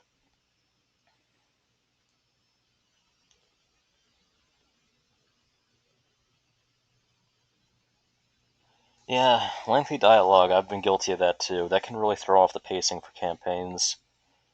It's a double-edged sword. You have to figure out how to summarize and condense the information. That way you're not just dumping too much at once. I really like the Kremlin SARS levels, but as many people have as many players could tell you, the Kremlin Tsar has insanely long cutscenes. Way too long. They use lowercase characters and dialogue, so it's bad. Yep, that feature is, divisive. I don't really have any strong feelings about that. I mean, it's its own style. It works. I do find it funny that anything that tries lowercase is immediately just called a Hunter ripoff, even though that's been like a feature in the game from the very get-go. It's like Hunter didn't invent lowercase characters.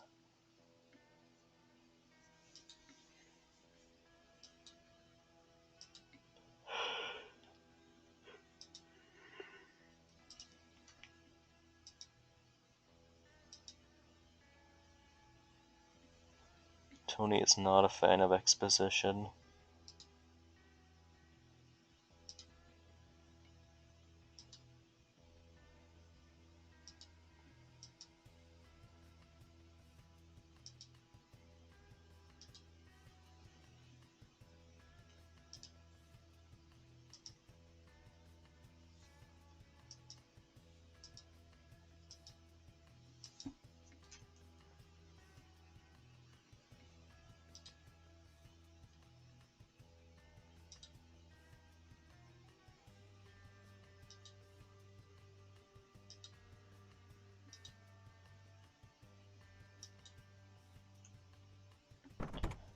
Time for the aptly titled Burnout. You can complete this in like 12 seconds. Featuring Ash and Corey.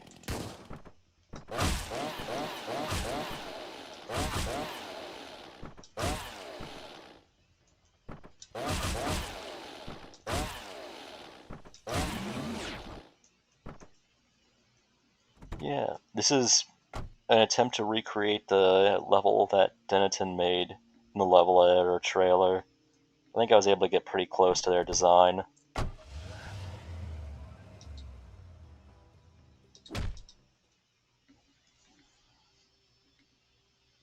I've seen bits of Clone Crisis back when Mac was streaming. Have you heard or seen Clone Crisis? I have not played it yet. People recommended it, and it got on my backlog, and I said, I'll play this sometime, and I never did. Maybe I'll set aside time for it, either stream or on my own time. Because I've heard good things about it. I've heard it's a fun campaign, and it's pretty funny. Thank you for reminding me about that, Keith. And Schiller.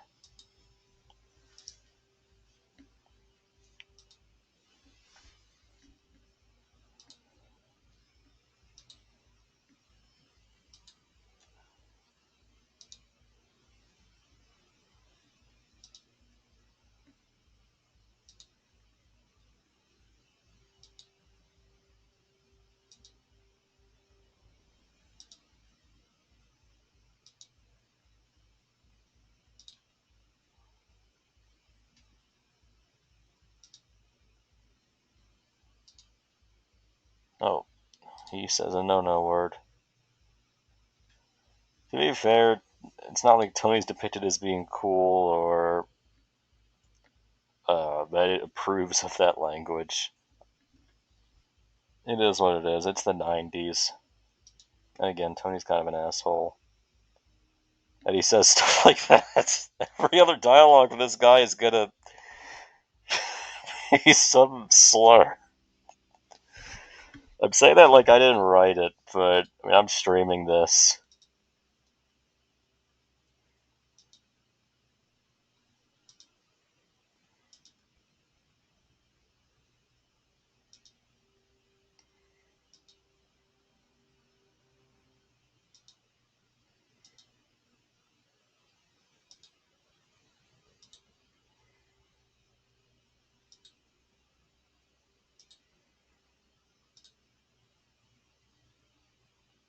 Yeah, there Tony goes again.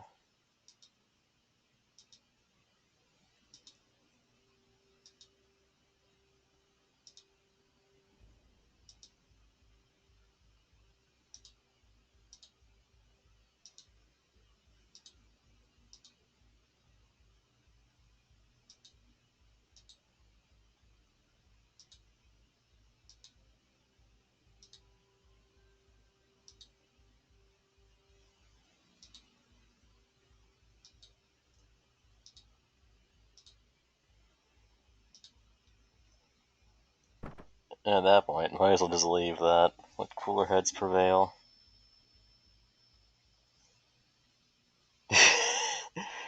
Yeah, I'm sure Plank was laughing. I haven't heard about Plank in ages. I remember I was doing a stream with, oh yeah, it was Rob's level editor stream. He wanted the perspective of other level creators. And, like, for the final Notepad++ thing. And so there was a part where Plank asked me about, back when it was the Miami Horror, Danny and I were working on a demo. He asked if we were going to do, like, a Halloween-themed level with trick-or-treaters and stuff, and the idea of, like, the Crusader battling trick-or-treaters, I just started cracking up and cackling like a hyena, and Plank was just getting kind of pissed as it went on. I felt bad because I was trying to stop myself from laughing, because, like, it wasn't a bad idea, just the idea of fighting trick-or-treaters instead of cultists cracked me up for some reason. I just laughed at him for like a minute straight, and I felt like an asshole. If you're watching this, Plank, I wasn't trying to chew you out or make fun of you. And the funny thing is, Danny went on to make it an actual Halloween level. So Plank was right. His idea worked out exactly the way he suggested. Let's see. I am here because of Human Being 3 and nothing else. Any news on Human Being 3? I remember playing a few test levels for it back in late 2017. It was pretty fun. I do not think it's going to the final product is going to resemble what I played, but those levels were fun. Thoughts on Vengeance 5 from the Ashes? That has a very, very good intro level. I love that casino raid intro. I think that's really strong. It has some issues later on. There's a level where the casualties alarm keeps blaring, and it's painful. But it's pretty fun, sincere campaign. It's not like a campaign of the year quality thing, but it's fine. It does what it sets out to do. You can see the growth of Richard's skills with the editor as time goes on. Rob released an update video a couple of days ago. He's done a few dev streams a couple months back. Sweet. Well, hey, that's encouraging. I was worried Human Being 3 might become vaporware. Other campaigns have fizzled out, so I was wondering if it was going to go the same way.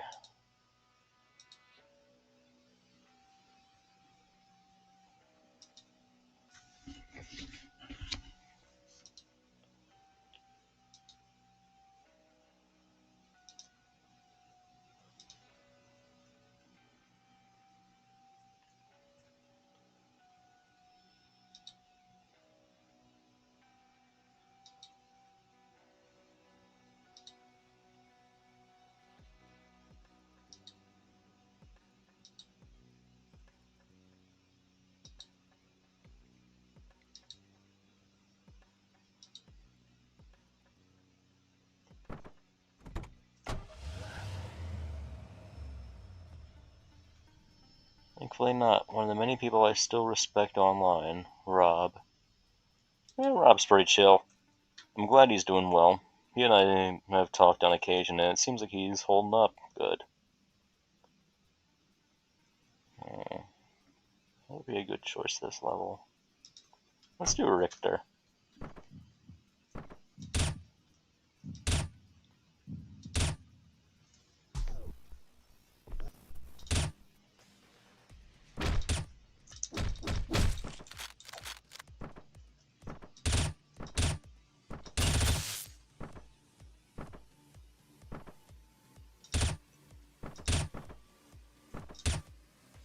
Alright.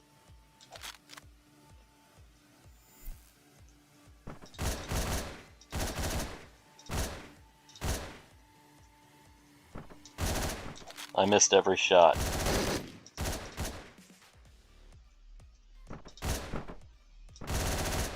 Oh.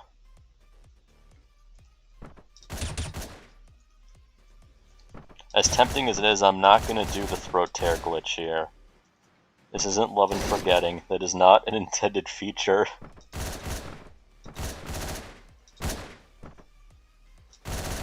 Oh shit.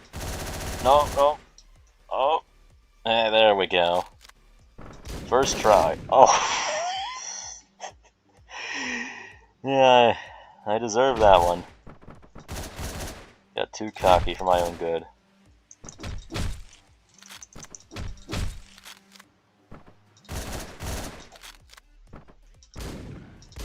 There we go.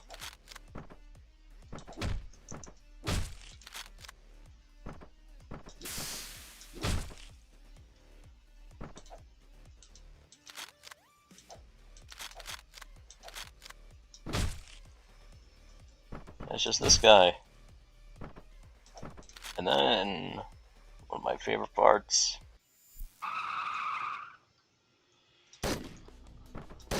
I love pulling off tricks like that.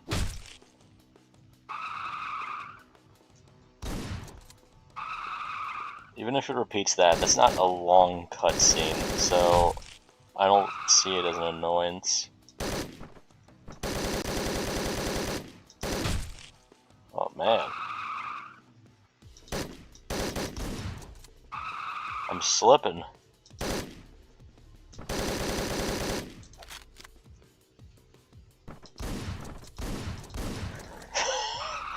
I ain't slipping, man. I'm slipped.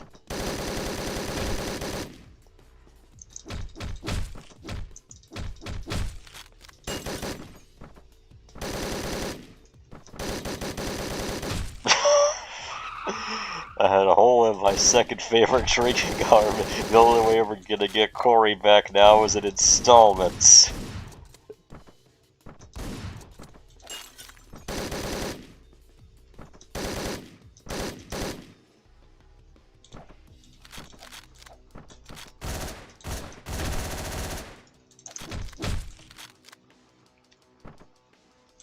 How did I miss that guy?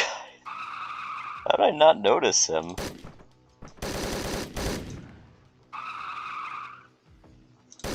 To chat, I am sorry you're enduring the constant repeats of this section that I should have beaten already.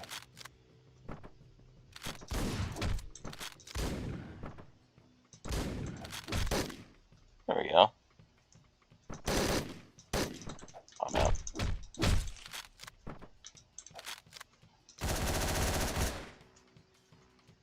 I'm always amazed at just how far the fat enemies can go when they're injured.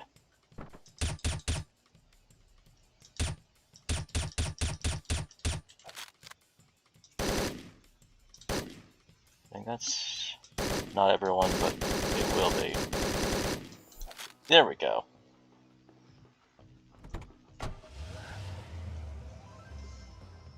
Cutscene before combat interaction unacceptable. It is acceptable if it is extremely short. That is my rule.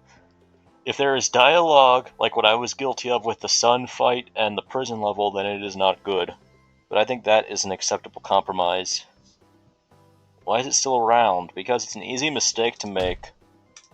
It's not like it's something that's even happened within the official games. The first Hotline Miami does it, so it's just something people didn't pick up on until later. That it's frustrating to deal with.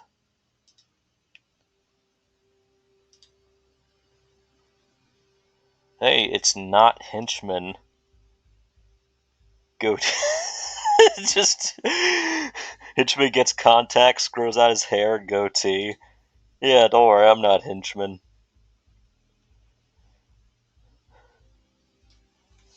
I'm not. I'm the goon.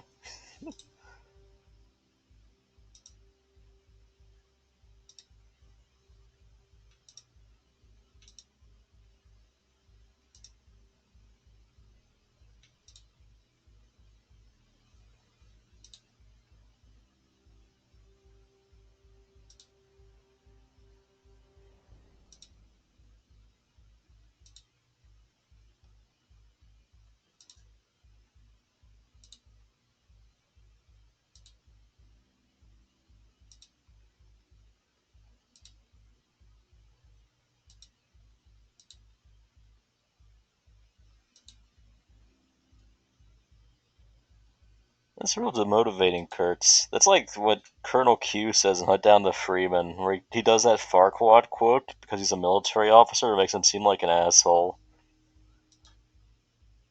Also, the nuclear option is taken literally here. Nuclear option in Congress is just a metaphor for forcing bills through. Whereas here, it's like literally nukes.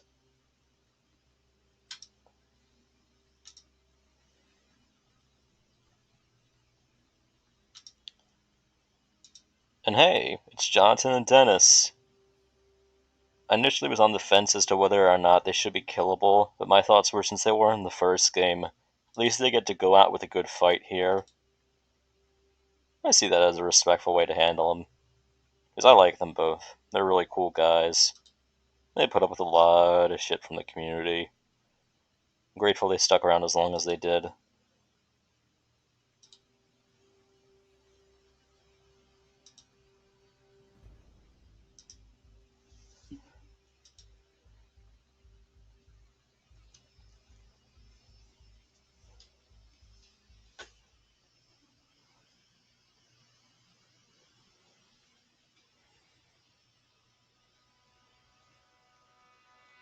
Rob Salmon. Rob is Rob Salmon, the, level editor tutorial series guy. He made a bunch of videos about working with the level editor. I just realized that the chat box is in the way of the sprites. That's not right.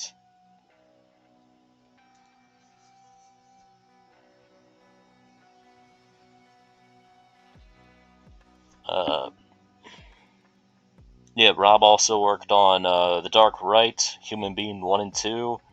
Currently working on 1900 called...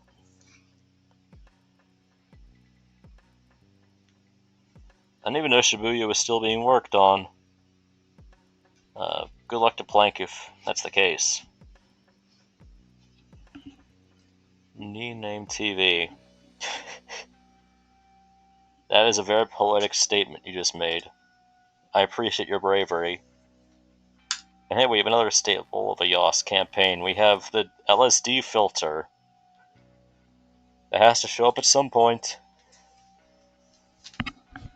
There are always some staples to my campaign levels, and this is one of them. The next one's coming up shortly. I guess I imply here that Jacket knows about the player controlling him, but nothing's really done with it, so maybe it's just ominous dialogue.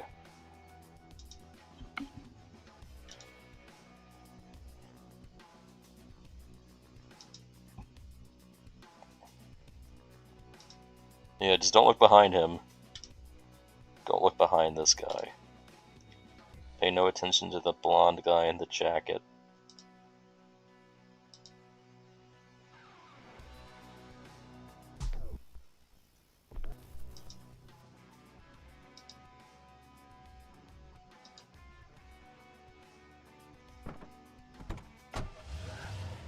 The next staple! The demon mobsters, the hallucinatory demons, the LS demons, whatever you want to call them. No, Yasarian campaign is complete without them appearing in some capacity. Washington again. Thought I had gotten around that issue. Yeah, that's just kind of the thing for these. I think it's a really cool faction. They show up only for one part of one level, and back then I was like, that is the coolest fucking thing. These guys have fiery heads, and their shotgun turns into a snake.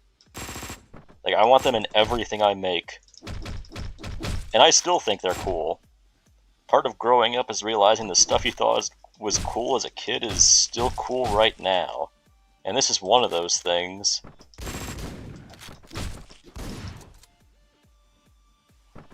I also discovered there's a full-blown Mafia to Demon Mafia mod, at least on the level editor wikis, the wiki page for the level editor. That is really cool. I need to try that out sometime. It's like, that's my favorite faction right there. Maybe I am just being overly edgy, but I mean, the burning eyes, the flaming heads, that is just so cool.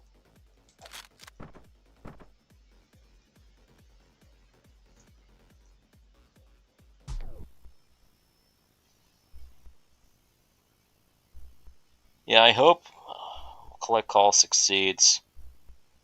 I'll have to give it a shot. Card games are hit and miss for me before passing judgment.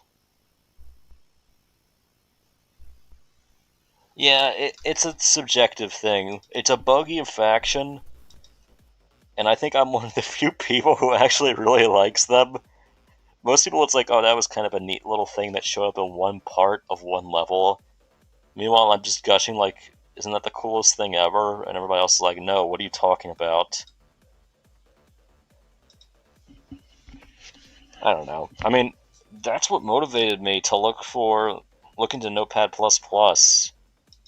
When I realized that it might be possible to change editor values that way, my first thought was, let's plug whatever we can in, narrow down where the apocalypse sprites are, and see if we can add them. That was literally my motivation. I spent like 3 hours plugging those values in to try to make something work. Just constantly experimenting. This was before I reached out to Jonathan, and then he got me in touch with Abstraction, and we were able to get the proper sheets that way. So yeah, part of the reason for this stuff coming out, the sheets and everything, is my one-minded obsession with getting this singular faction into my level editor levels. I think someone would have cracked the code sooner or later, though. I don't think it would have been impossible without me. I think people were probably on the right track. And I think there were some comments about Notepad++ in 2015, but I don't think people pursued it further. Like, in terms of making stuff spawn. I just think with the alpha editor, people realized that you could edit objects, files, and HLM files with it.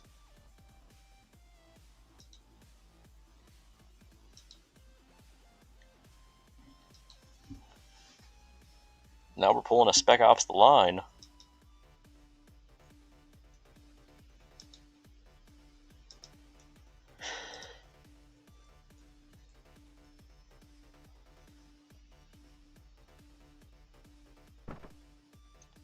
It is. The first floor is based off an early version of Full House.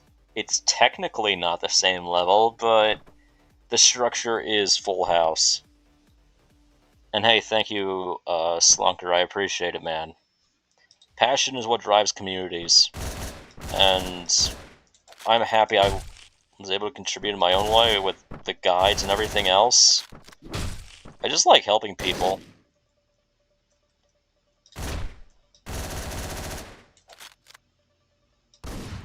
I think that's something admirable. I think there's a lot of satisfaction helping people get stuff done. That's why I like to make mods and things. Even if I wasn't going to get anything out of them, I thought other people might be able to use them.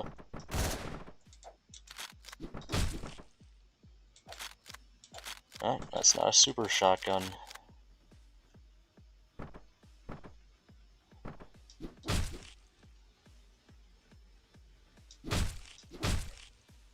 Yeah, fun fact, there we go. There's a super shotgun. Like, not long after, I think it was like either the day after the sprite sheets and the object and sprite values came out, like the full abstraction release. That was when Danny and I started talking seriously about the then campaign, the Miami Horror. That was a fun time. We're just like, hey, let's make a campaign together. Like, we could totally make a horror campaign, a Lovecraft-themed campaign with all these effects and stuff. And it just grew from there.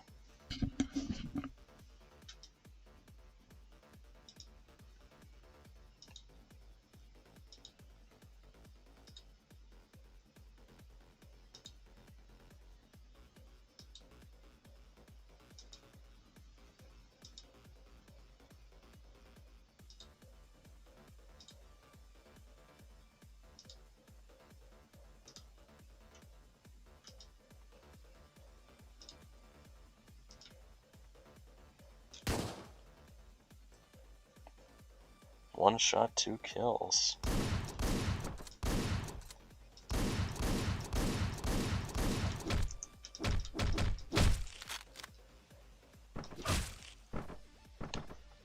Some might say that dialogue's too flowery, and they might be right. I don't know. Sometimes there isn't okay with having overly emotional stuff. Not everybody is a husk. Not everybody can be Nicolay from The Mighty Hunter. Even he had emotions. He was mad at Simon.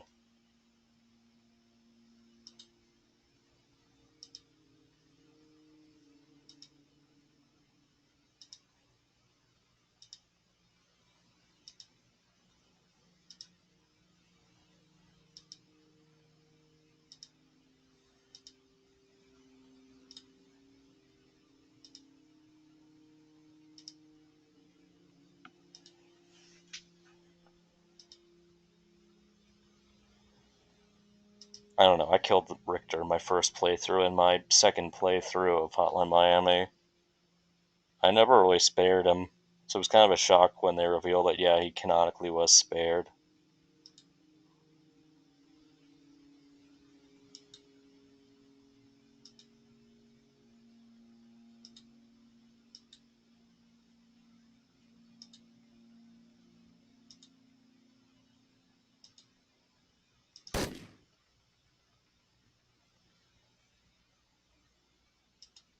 There needs to be a wounded sprite there, because it looks like he just took one to the noggin. Well, I guess it could have been like a grazing shot or something. And there is not Blue Lips.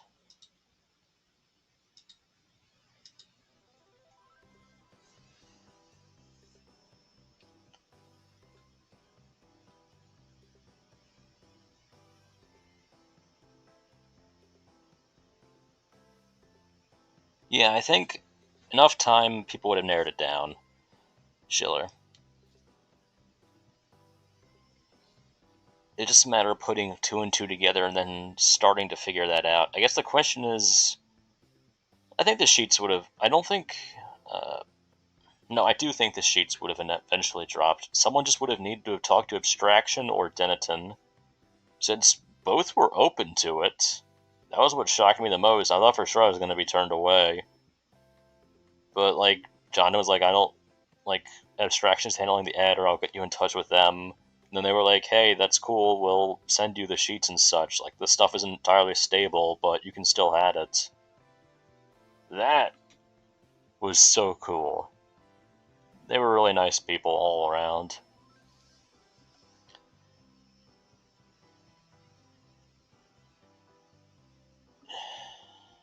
Yeah, people aren't as willing to help each other now. Some still do.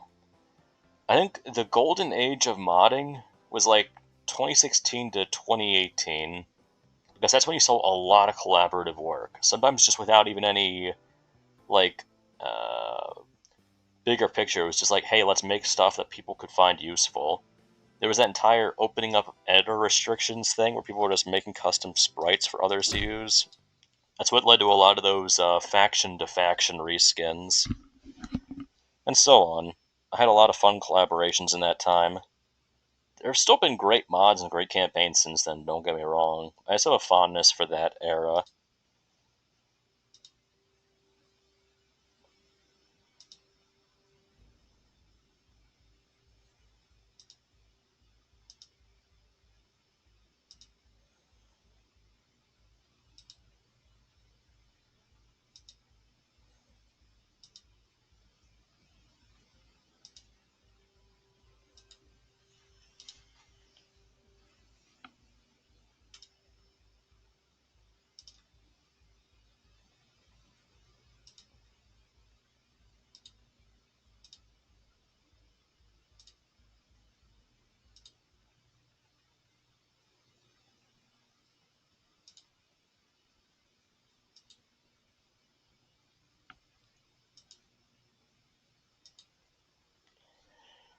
Someone pointed out way back when that it should be Leningrad if it's still the Soviet Union. St. Petersburg didn't get its name back till later.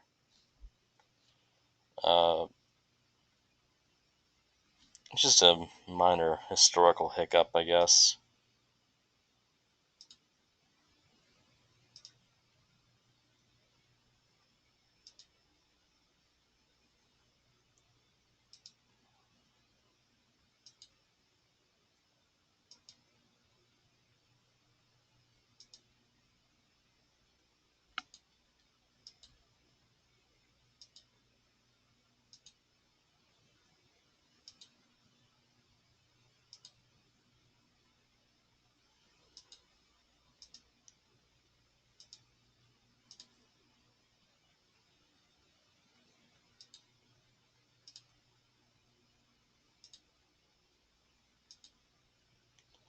I guess they could have also given him, I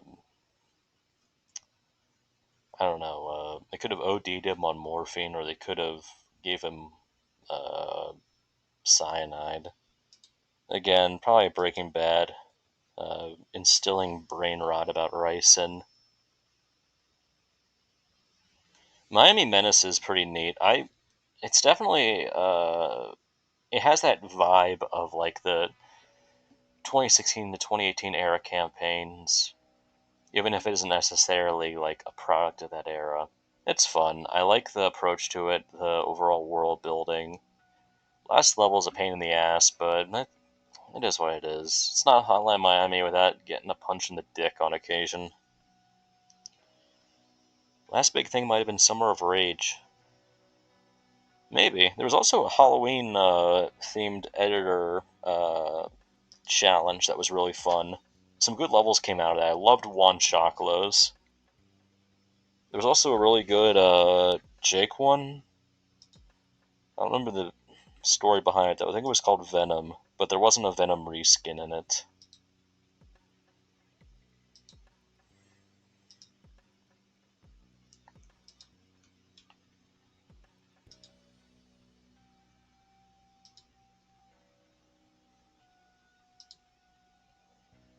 Mercy Hospital should be right above us.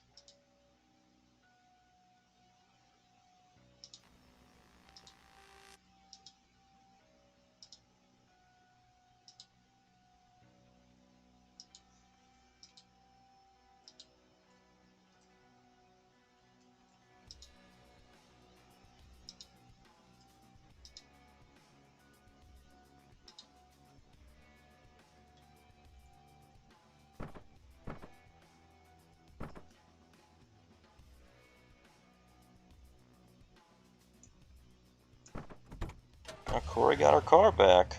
I don't know how, but maybe Jack had left it for her to find. Hospital level time. There are some opportunities to roll dodge here. The thing I've noticed about a lot of Corey and Sun levels is that, like, the roll dodging tends to be really artificial. It's not because, like, a lack of understanding the mechanic, it's just that it's tough to balance a level around that while still making it viable for Dirty Hands and Bloodline, or their fan equivalents. Like, those are cool playstyle concepts, but they do not lend to effective collaboration between different playstyles. They are polar opposites with extreme distance, extreme close range. Why am I fucking up a simple fight right here? I'm distracting myself with all this talk about editor limitations and pros and cons. It's weird because, like, in theory, there's nothing wrong with those playstyles. It's just, usually, if you want a level that's really good for roll dodging, you usually just have to make it with roll dodging in mind, and you have to ignore everything else.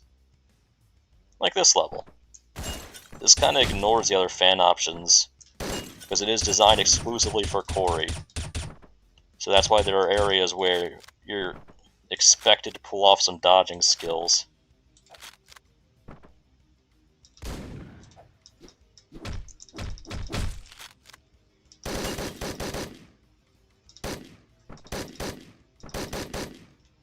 I think that's everyone? Yeah, in that case we get bonus dialogue. Now Jonathan and Dennis get to make fun of the fans one more time.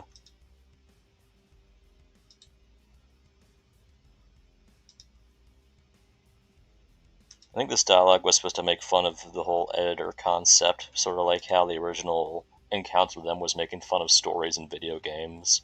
How you don't necessarily need to have one to have fun.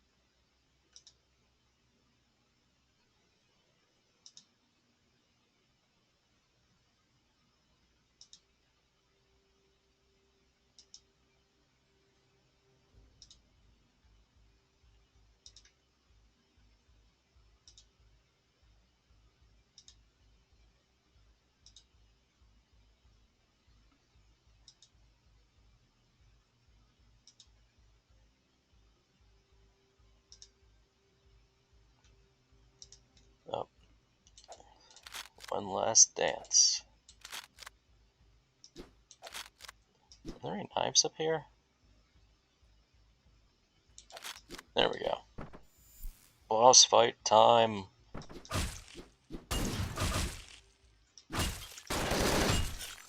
Alright, I gotta get both of their attention without being shot by them. And dodge. There are a couple ways to do this that I had in mind involving dodging. You can just carry a gun with you from the previous floor, but I don't know, that's just not as fun. I think you can also throw your weapon if you time it right. Oh, fuck, I got stuck on the stretcher. Oh, almost had it.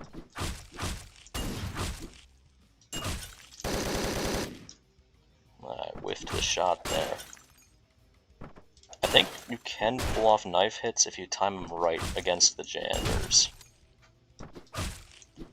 I don't know, if I want to be in a game, I want to be featured in a way where you kill me in an epic fight. I feel like that's a proper way to go down.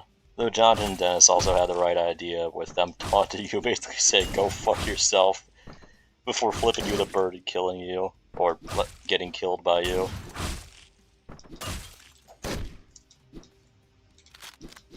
Wrong gun, wrong weapon. Oh, hey! So, Jonathan, you show your true form. Well, that was everything. Okay. And there's Dennis. Maybe I got him backwards. One has the gun, one has the shotgun, one has the magnum.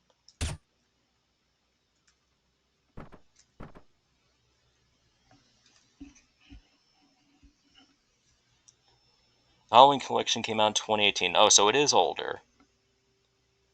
I missed when Summer of Rage was happening.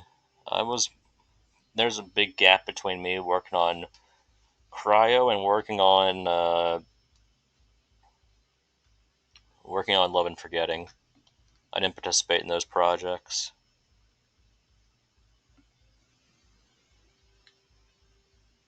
Yeah, I later on would do a full-blown, janitor reskin for the prisoners. I worked with Complex on that back in, I think, 2014, or...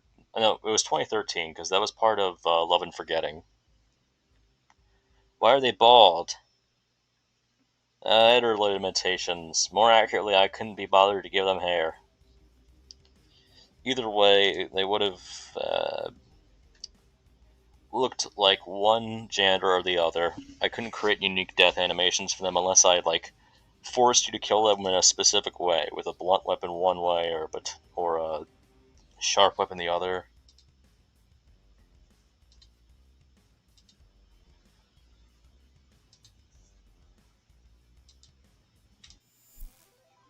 Yay! Jacket is safe.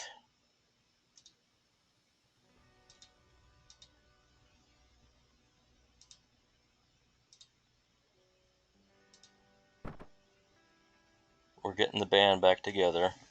The fans are back. Better than ever.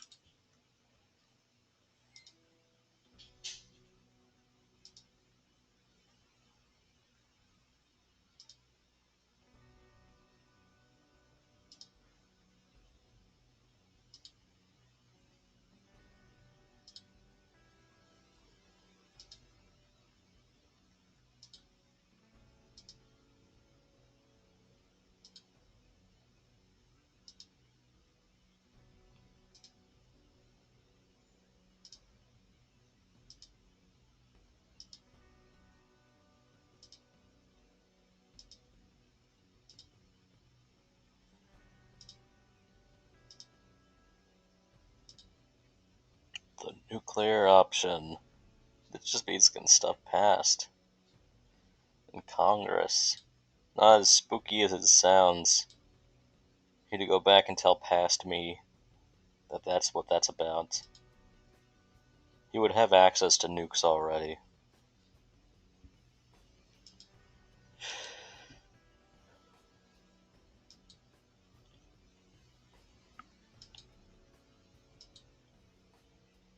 Yeah, friends stick together.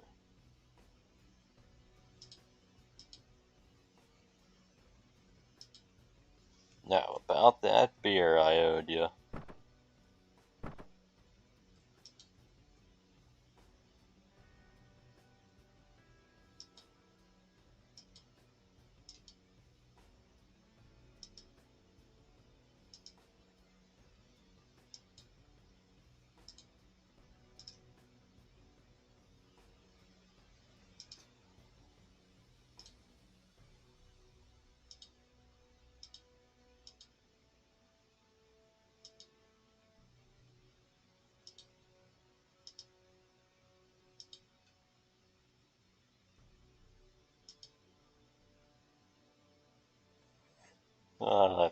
I do like that line.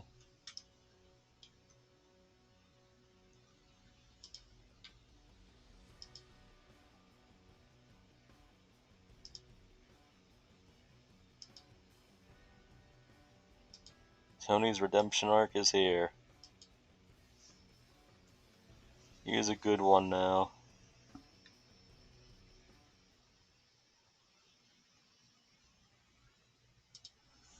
Okay.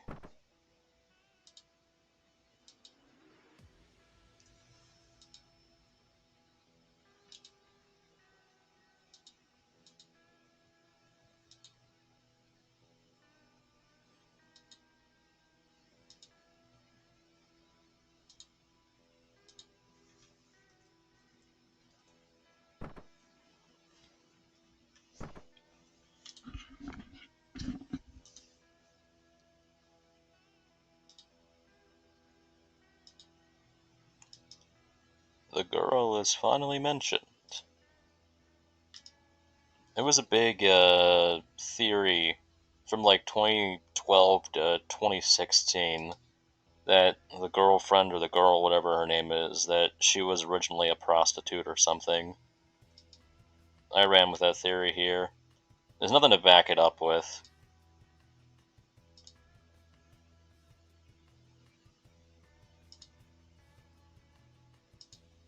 I guess people have a soft spot for people in rough spots trying to make the best of themselves. And the idea of her turning her life around with Jacket is sweet in that regard.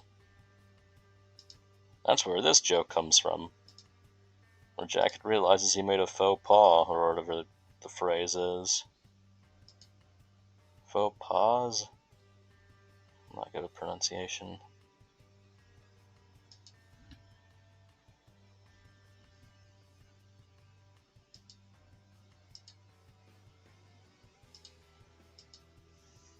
Yeah, let's roll.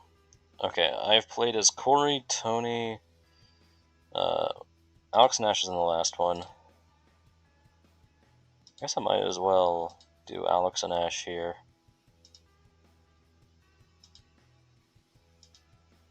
Ooh.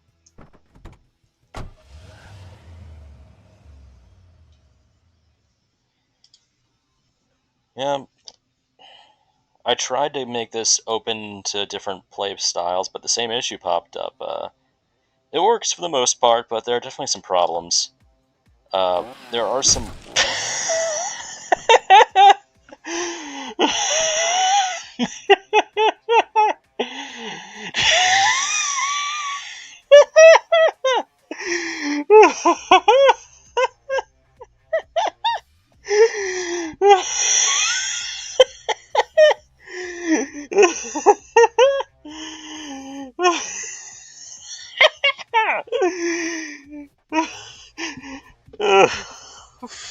Fuck. Oh, I didn't even have a chance. You're not gonna do anything, Corey? Your best friend just got laid out. The downside to having an open area in the level intro. Anyway.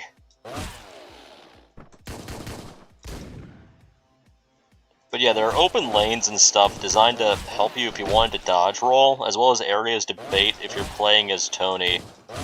Or you could just play with Alex and Ash or Mark, where you don't really have any of that fancy stuff. You're just hacking and whacking, hacking and smacking and whacking, hacking and macking, chop that meat.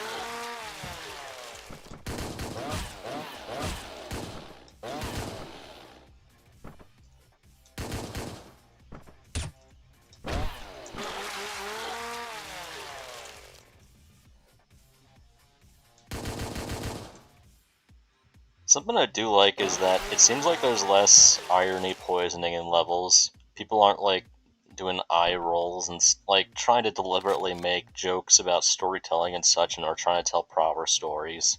There was a time when there was just an overload of that, and the whole idea of like parodying dialogue cliches became a cliche in of itself. It's all circular. I just have a soft spot for sincerity. I like it when people just tell stories how they are, other than trying, like, not everything needs to be a subversion. You can make heroic heroes and bad people as antagonists. Nothing wrong with that. Then there's this guy. I think this is a pretty fun level to make. I don't know why the fat enemy runs through the wall there. Other enemies don't do that, it's just that guy. This has some fun floors. Offers some unique challenges.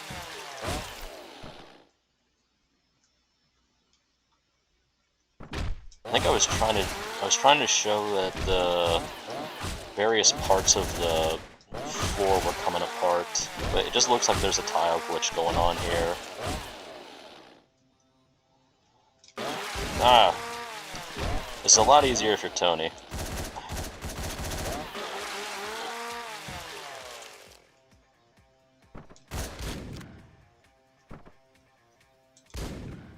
I gotta grab a shotgun.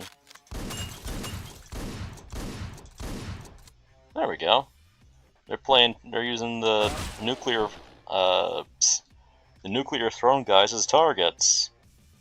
I wanted to be able to end this with you killing this guy somehow, but any efforts to end this and, like, killing him didn't work, even with, like, a custom sprite. I had to create dialogue where he basically says that he killed him, that he's poisoned himself.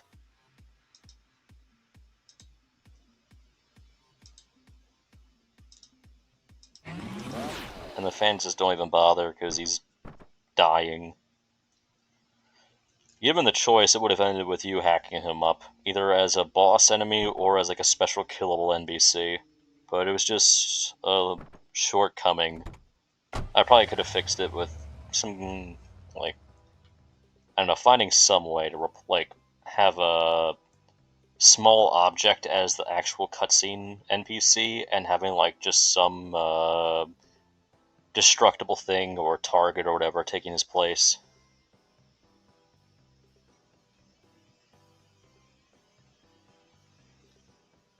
This looks off. Redemption. This level is like, honestly, I think it's probably one of my better fans levels. I feel like it balances them out well. I was trying to consciously make a level where I thought they could have their individual strengths come into play, and generally it works.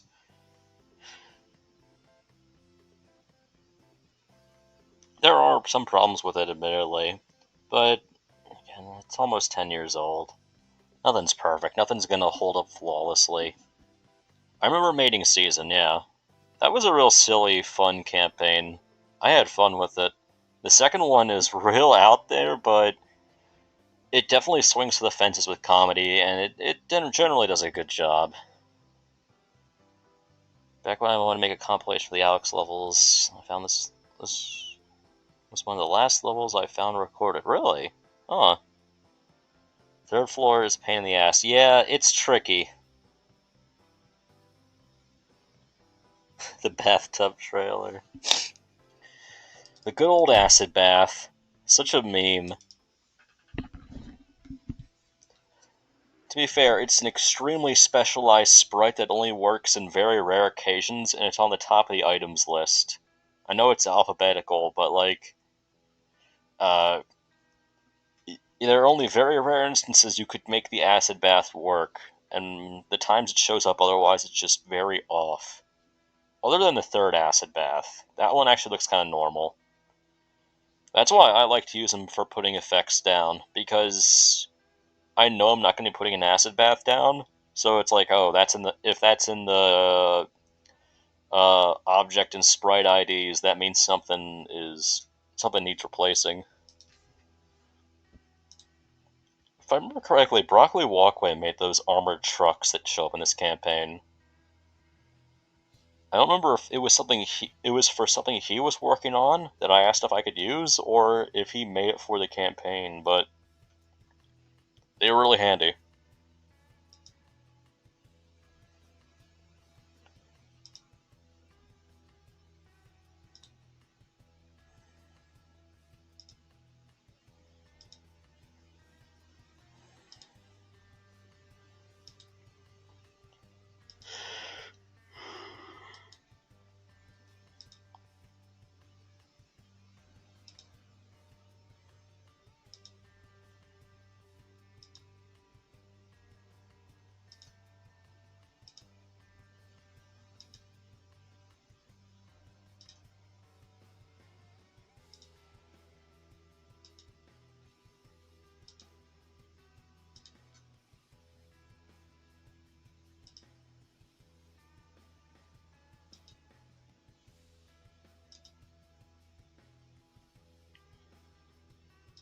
This unintentionally predicted the third ending. Also, rest in peace, Evan Wright, like the real life one. I love Generation Kill. I feel bad for the guy. Must have been going through some dark shit on his end.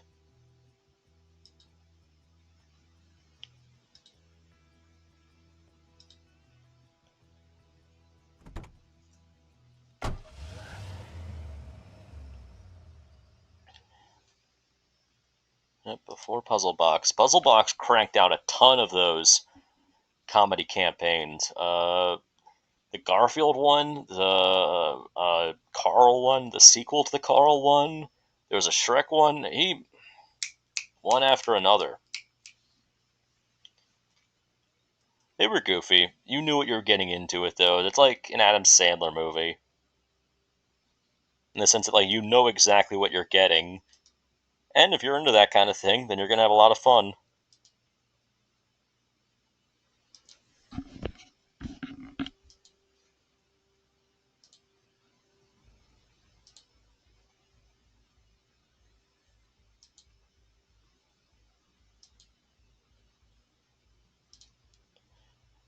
The pairing is now canon to this story.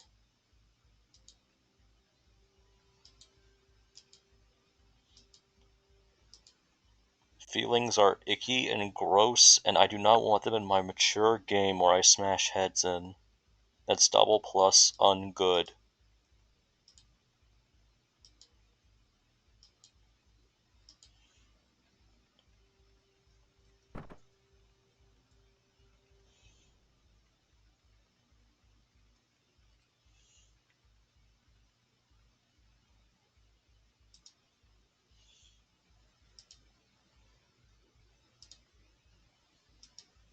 Yeah, this level, this one took an insane amount of compromises to work. It had a lot of issues with crashing that I need to do a lot of revisions to make work.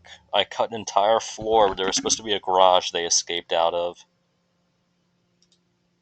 There was also supposed to be Corey working with Tony here. It was supposed to be a Tony and Ash level, technically. But that kept causing crashes when I would enter the car. I had to cut that last minute, unfortunately. There were some balance tweaks to adjust accordingly, but this originally was made with that in mind.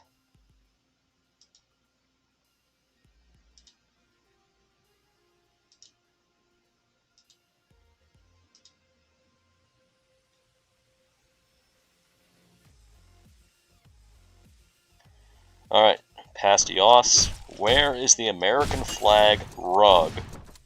No level in the White House is complete without the American flag rug.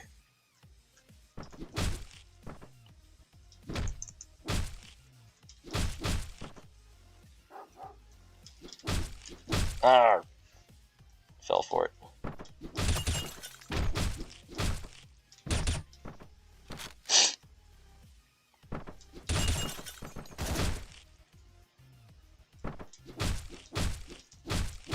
I gotta go for... Man, the next snap always gets me killed, I swear.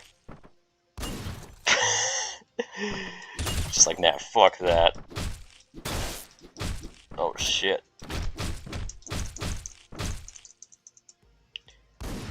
Nice try.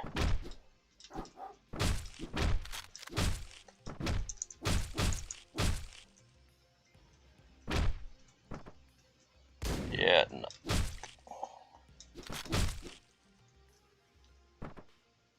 I don't think there's anyone up there. Alright. I think that's everyone, unless there's a dog. Yeah, there's a dog.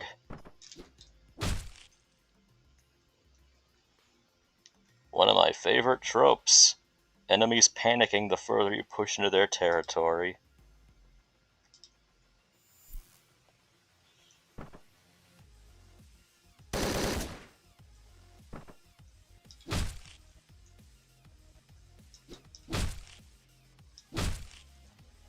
All things considered, even with the compromises I had to make, I do like this level. This feels climactic. It has issues, but, I mean, that's pretty much a recurring trend in this campaign. It has issues, or any of these campaigns. They've got issues, but I find them fun, and yeah, sometimes that's all you need. Everything's gotta be polished and like ultra refined. The desire for perfection is what ruins so many campaigns, or more accurately, stops them from being made.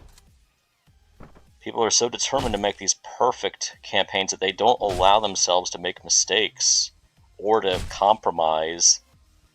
So they go for like these ridiculously detailed sprites and other stuff. They put together stuff that is so unrealistic that it never gets finished, and they spend more time talking about making the campaign than they actually do making the campaign. So, no shock, it never comes out. That has happened so many times, and it's sad because it's easily avoidable. It happened with A Henchman's Lot, happened with countless others. There was a Richter campaign by Matt Foley that went through the same thing.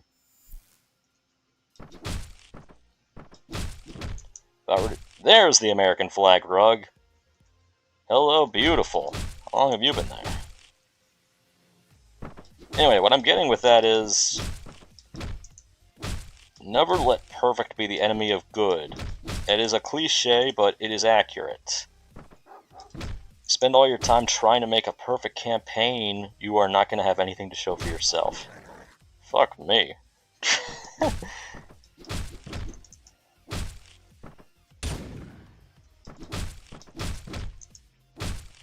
Also, don't forget to have fun. I guess that kind of comes to the territory, but sometimes people can treat the editor like it's a chore or a job, and when you're at that point, I mean, there's no motivation to work on stuff. You're just doing it out of obligation. Try to find the joy in making levels, something about it that makes you happy. If you can have fun playtesting, then I'd say you definitely succeeded, unless the purpose of a level is to be frustrating. And if you're going to do that in very small doses. Don't do it all the time.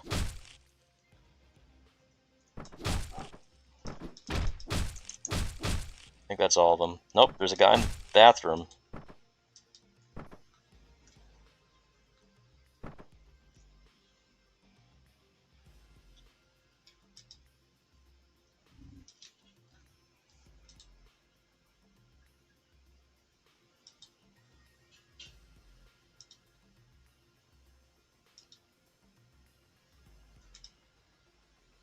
Stolen from Gran Torino, but shamelessly stolen. I love this line. It is the sincerest form of flattery.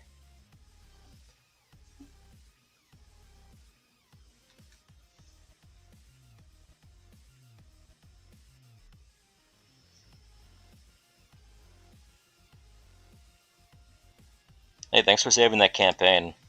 It's nice that people are able to help each other out with that sort of stuff.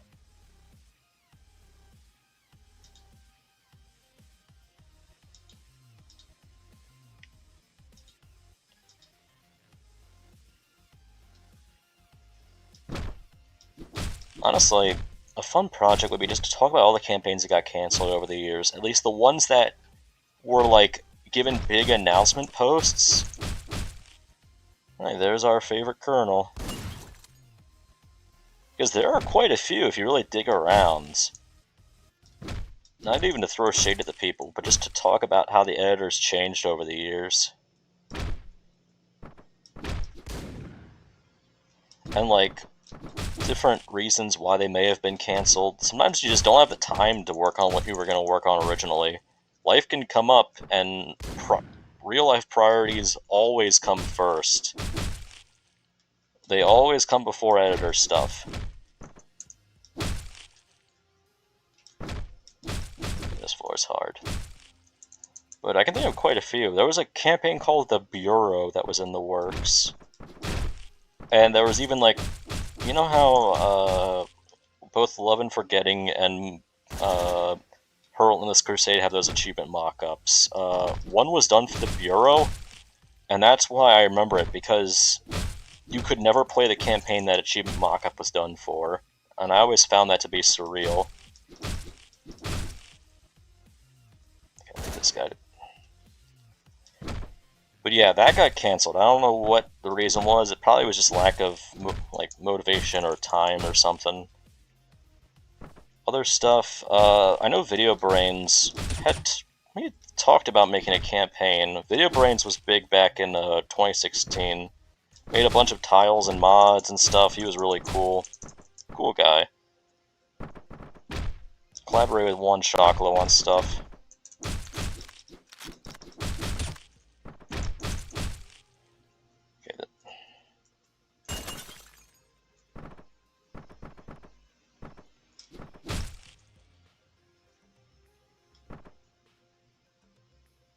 There we go.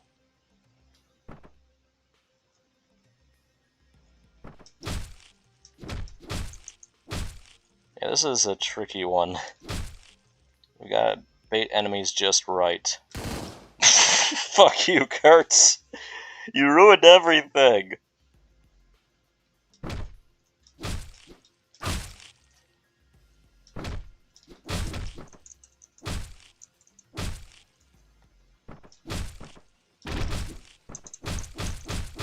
Yeah.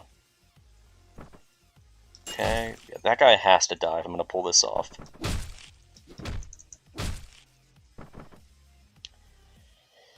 Okay, I'm gonna run it.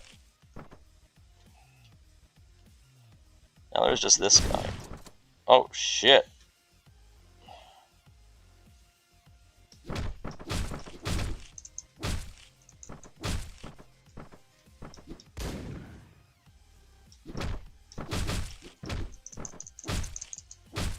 I remember putting an entrance that way originally. I don't know why I removed it.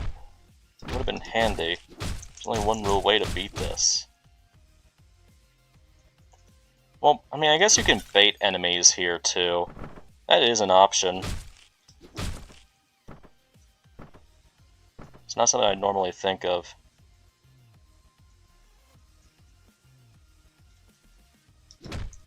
Baiting's hit and miss, though. Like, you don't want it to be the entire level, or the entire strategy. Oh, that was risky. Okay, there's a gunner.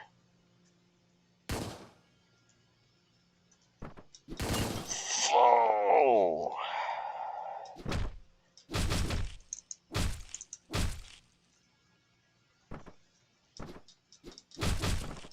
I don't know, in a sliding scale between difficulty and fun, I always want fun. I think that puts me at odds with some design philosophies, and I understand that. I don't think difficult levels are bad. I just don't enjoy them as much as fun levels.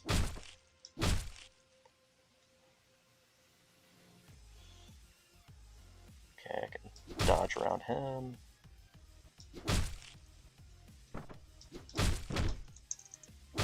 Mission accomplished. The Colonel is no more.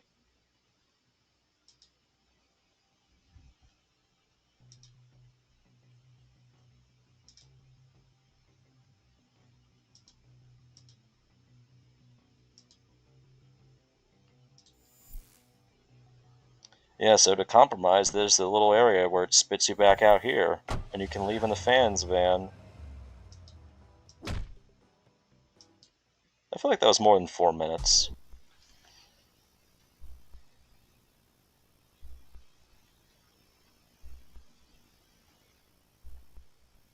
Oh yeah, fire starter! That's what I'm thinking of. That looked cool.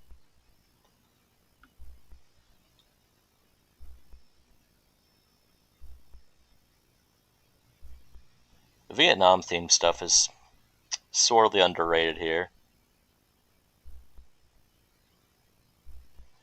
Motivation and work are a cycle. That's an excellent point, Schiller. I was being too black and white there. Even if you're working on something you enjoy, there are moments where inspiration comes and goes. It's like writing a book. You aren't always fired up to write it. Some days you're churning out page after page, another day you're just making a few paragraphs. And that can be how the editor works too, because you can go hard and fast on something, but you might lose motivation. That's why breaks are also important, and why you don't hold too hard and fast deadlines. Having a rough idea of when you want to release something is important.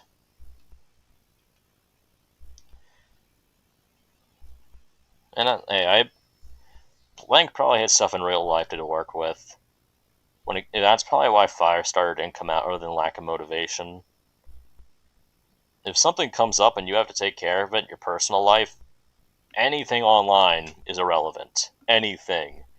You might think, oh, I've got this community to answer to, or like, oh, I've got this project, just put all that on the side. That stuff doesn't matter.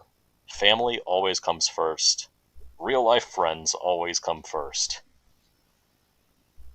I guess I'm preaching to the choir there, but I mean, I've missed that advice too. I guess I'm saying it to my past self right there.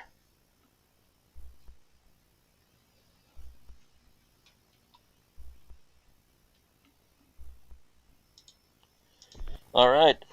This cutscene is, the fans commit high treason and they get away with it because they passed the speech check. I did set up that the cops were getting tired of the mercenaries, but they flat out admit to killing the president and they get away with it.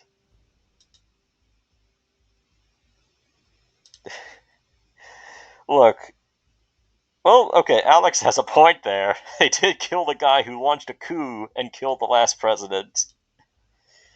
I guess I forgot about that angle.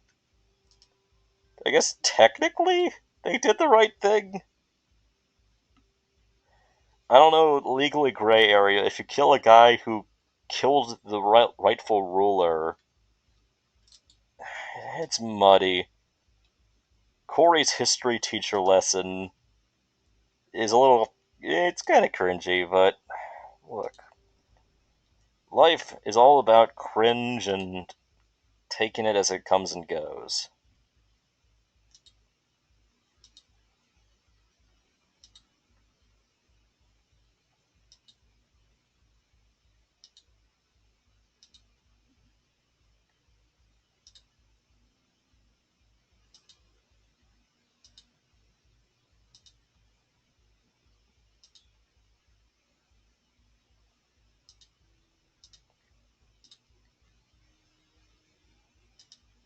And screw it.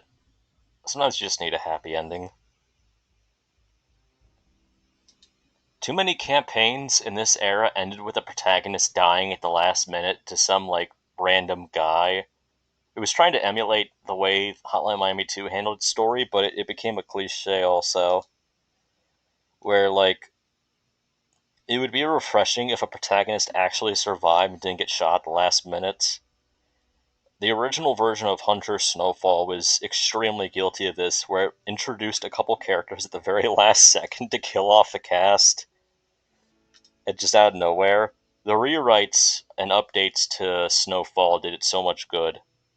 It removed that, it retconned that death entirely, and I am all for that.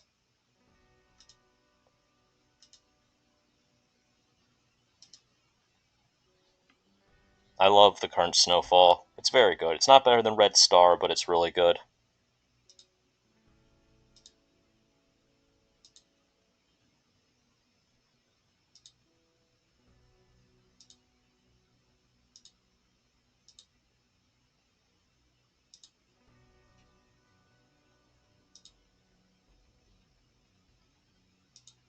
Yeah! We're going on the ride together.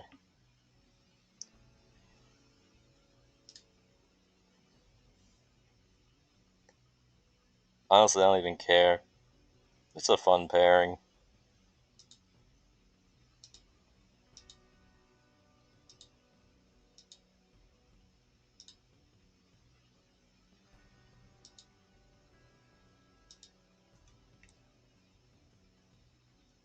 One more Easter egg. This was fun to write, this part. Basically a developer message disguised as a Richard conversation.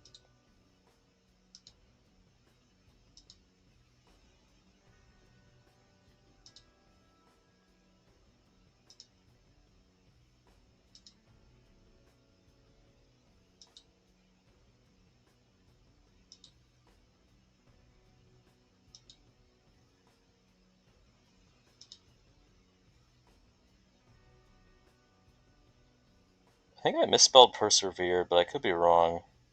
Oh well, no big deal.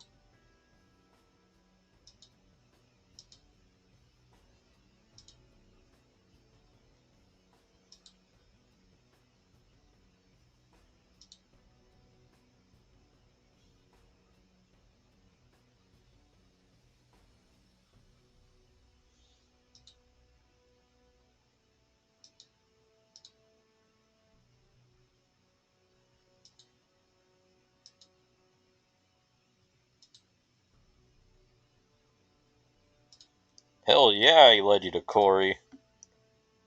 I just think I'm leaning into this too hard. Ah well. It's all in good fun.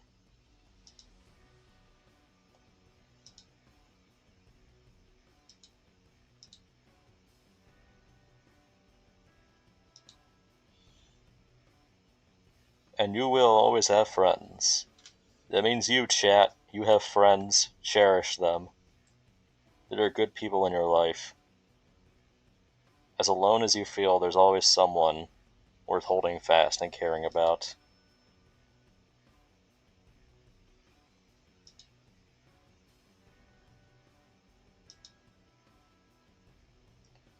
Yeah, I hope so too.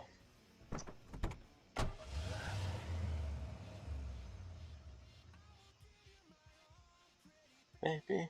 I'll go whenever you call for me, lady. I will give you the best of me, the best of me, the best of me. Oh yeah, this is where I started the big secrets. This has a bonus level. If you stick all the way through the credits, there's a Dropbox link.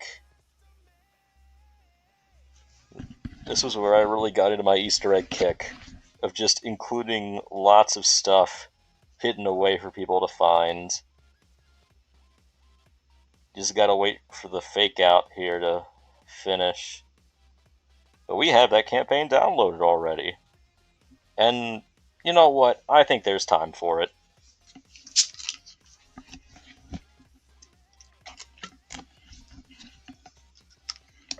Day of Ruin.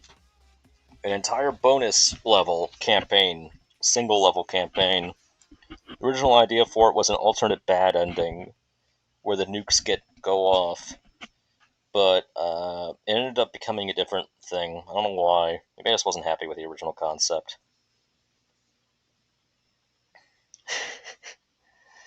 Corey's looking at him like Adams and Lugo are looking at Walker when he's talking to Conrad or when he's looking at the bodies hanging.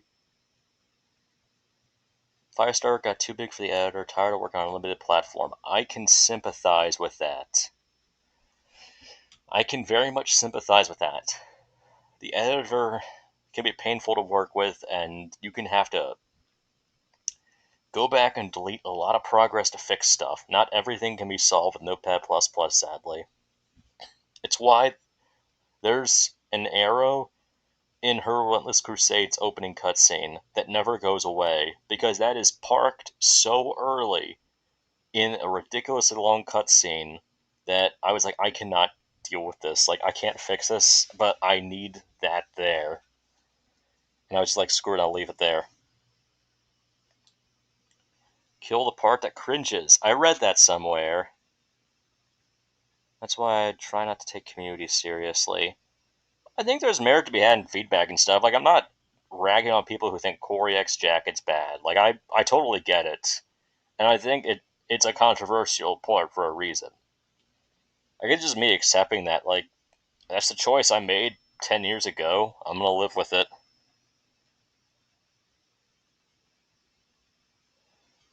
He decided to make it a mod instead, it would have 100% come out. Yeah, probably. Plank had a good work ethic. OG Snowfall is worth watching, but not necessarily playing. Current Snowfall is absolutely worth playing. I would assume you have, but Mac has a playthrough of OG Snowfall up on his channel. You can check that out. It's worth seeing as history, but the current Snowfall is fantastic for a reason. But yeah, Corey's just watching, looking at Jacket talking to nobody. Like, Walker, snap out of it! And Jacket's like, I get it. We have to choose. Beginning of my secret arc. Yeah, that's right. Sneaking in lots of stuff. Bonus levels, bonus campaigns, lore documents, artwork. It's fun. Cold War Redux is masterpiece. That so good. I didn't even like the original Cold War. That's what amazes me. And then Redux comes along and it's like, oh yeah, look, remember that campaign you didn't like? What if it was really, really, really, really good? And it had this insane hub world and was really, really replayable. It is one of my all-time faves. Easy recommendation in a heartbeat. You can see the influence it had on Love and Forgetting this hub world segments. Current Snowfall, All the Hunters. Good choice. Okay. Time for the finale to the finale. Day of Ruin. You can tell Danny did not make the cover art. because it sucks a little. This is a Pardo-themed one. Set during the same time as the original End Times campaign.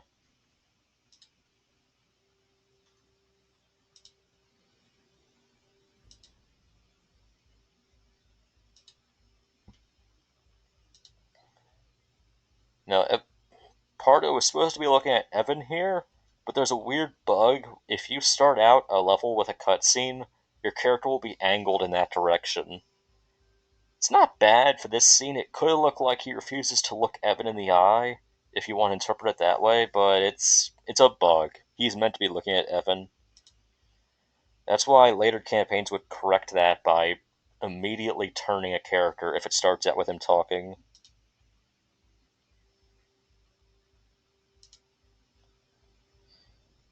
Yeah, Evan figured out that Pardo was the Miami Mutilator, and he turned him in, just like the Caught Nightmare was all about.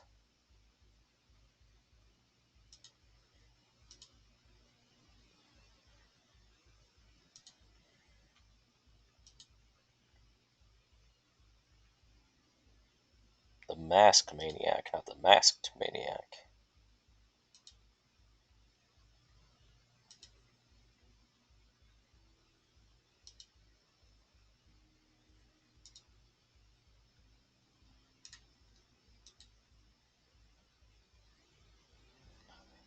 It's weird how much of a meme Pardo became. I love the memes around him, like Pardo posting when that was a thing, but I guess because he's just this serious character with these absurd obsessions.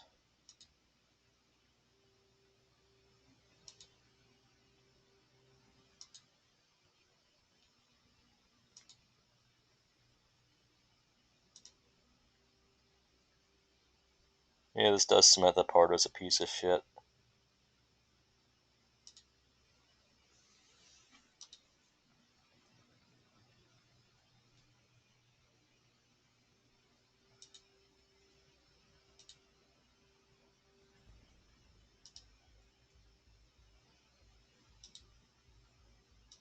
If I remember correctly, this campaign uses the whole thing where it's like, yeah, the multiple, like, it has an 8-floor setup. It goes beyond the typical 7 floors.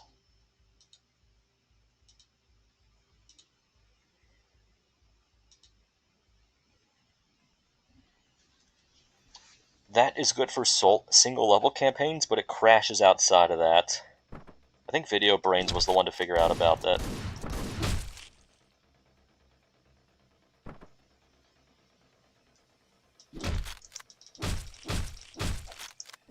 So that one there is actually a prison, like an actual prisoner faction enemy. You can make his sprite glitch if you execute him. Huh. For some reason I thought those corners were fixed. Guess not. Ah well, this campaign again is 10 years old. Katana Prisoners. I think the Prisoners are a cool faction solely because of the fact that they are single use. No, not just that. I like their weapons. Their single use weapons like the glass or the toothbrush. They would be excellent for a survival horror themed campaign.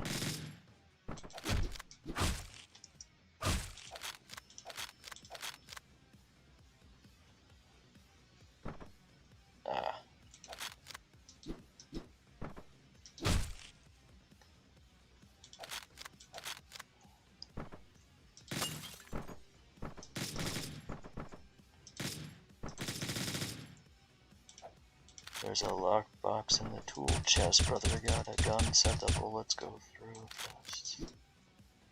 El Paso Elsewhere is on sale, come to think of it. I should pick up a copy.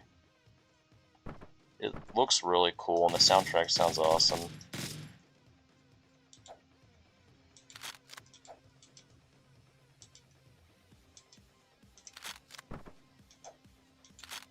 There we go. Who puts an elevator near the basketball court? Simply shameful. Aw, shit. Should've brought a gun with me. I need to drop the machete or else I'm gonna be having mildly buggy police sprites.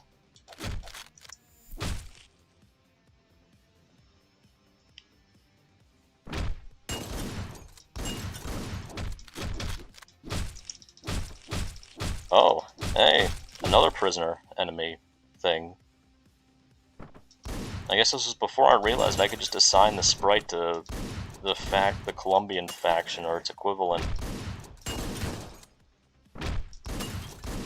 I'm on the fence as to whether this is a lazy recolor mod or not, and I'm saying that as the guy who made the mod. This is basically just a recolored Pardo with the pants design and jacket design changed. It works. It clearly makes them look like the prisoner faction, but I'm also... I don't know. I feel like it kind of... It's a stretch between, like, being a logical, sensical mod and just being a recolor. I guess I could have gone further with it.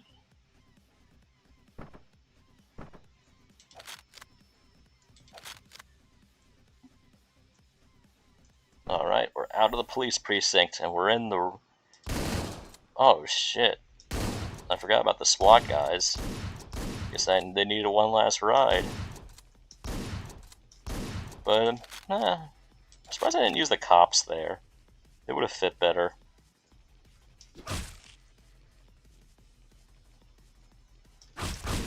Shit, I really misjudged that one.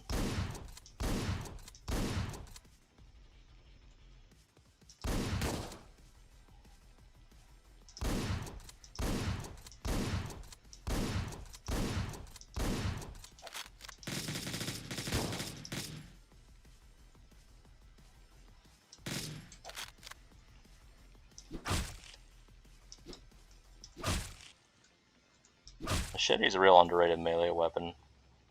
Definitely has the cool gore aspect.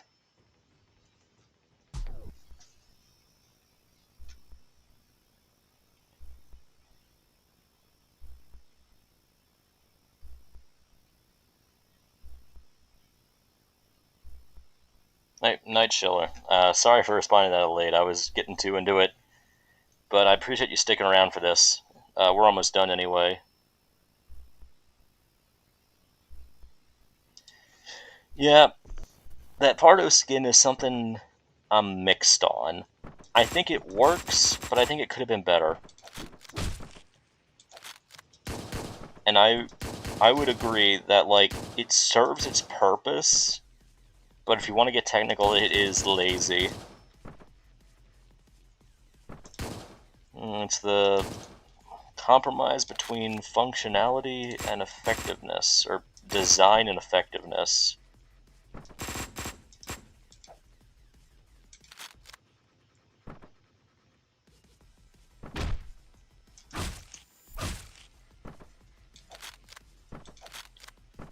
Almost out of here. This is a very long level. I guess it's not as long as, it doesn't have as many floors as Destroyer, but these are all sequential. You have to do every last one of these floors. Whereas with Destroyer, it's optional which path you take. As such, that's why I think that's longer. This floor is tricky. Darkness makes it tougher than it should be.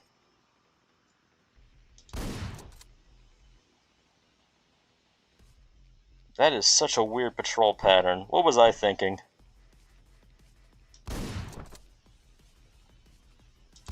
What were they thinking? Day of ruin? More like my day is ruined. This campaign sucks doo-doo diarrhea dog turds.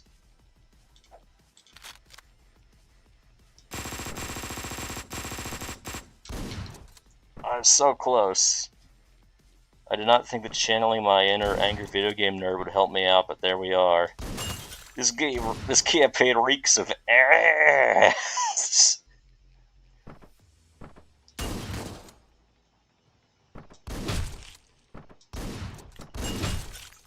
I'd rather eat the rotten asshole of a roadkill skunk than play this campaign. What were they thinking?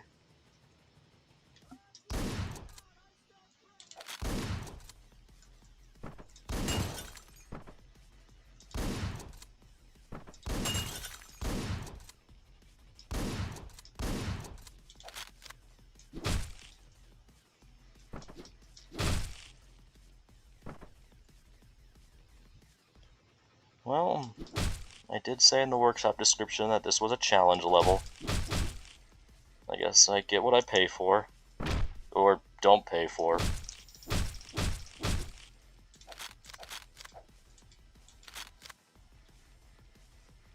The humble 9mm pistol. Hey, Pardo's almost out of here. That's pretty neat. He just has to get through these cars that are completely torched. He's almost out. Yeah, almost home free. Get your revenge on Evan.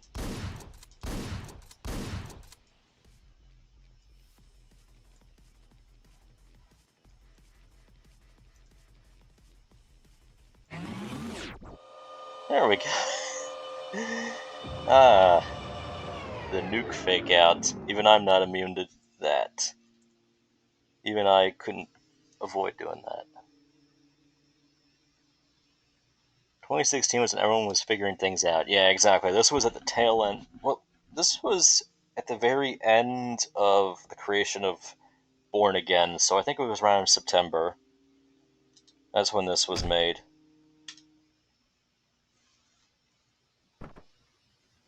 Oh, the Colombian henchman. I guess the sun did spare him.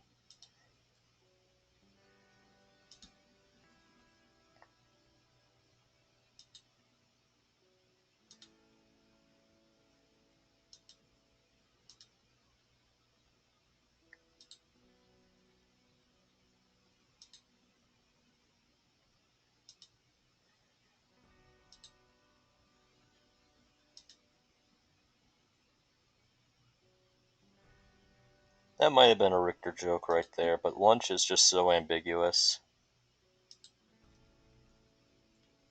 I don't think there are any Easter eggs here. I think that's just the end of it. You go out this way, you get in the car door, and that's it. That is also part of End Times, and that resolves everything. Pardo gets nuked. Evan gets out with his family. Everybody lives happily ever after except for Ash and the sun and Petrov, Pardo. Some people still die. And Kurtz. She's on a chair on the curve. Yeah, I did not make a sprite for her. I should have. I guess she just pulled up her chair. She put a chair in the trunk of the cab. And she she sat on it waiting for Evan. I guess that's it. Yep, good game all around. This was a fun stream. Thank you all for tuning in for it. It's definitely unique to look back on these, compare and contrast with the stuff I learned in the editor since then. I had fun, so I guess that's what matters at the end of the day. I can definitely see the parts where they haven't aged as well, but I'll always have a soft spot for 2016 2018 era campaigns and that the brief window of 2015 when people could make campaigns and levels. Things were rougher then, but still some odd gems here and there. The real me came around 2016. It's just fun to look back on that. People still make great content for this game, great mods, everything of this sort. And I definitely still want to talk about the games, both of them, especially the cut content angle, or even theory crafting. There's just a lot to explore, and I think Dennis and Jonathan did a great job with it, even if there are parts I think could have been done better. I mean, again, nothing's perfect. I wouldn't have spent over 1,000 hours in this game if I didn't like it. I still can't believe I've done that, but hey, you never know what game's gonna capture your imagination. Down memories lanes this stream. That's right. Yep. Take care, Keith. Take care, Slonker. I had a lot of fun with this. Hope you guys did too. Thank you all for tuning in. Stick around for this. This stream will be wrapping up shortly. And, well, hey, just thank you all for tuning in. It means a lot to be able to share this passion with you guys. To listen to me ramble while I dress up in a jacket cosplay. I mean, that means a lot. I'm sweating up a storm in this latex mask. But what matters is that I'm doing it for fun, and people are willing to hear me out and talk and stuff. So I say it's a win at the end of the day. Everybody have a great night, and be safe. Enjoy the weekend. We're setting the clocks forward an hour on Sunday. I love the spring. I love sunshine, so lots of reason to celebrate coming up. Have a great night. Happy Friday.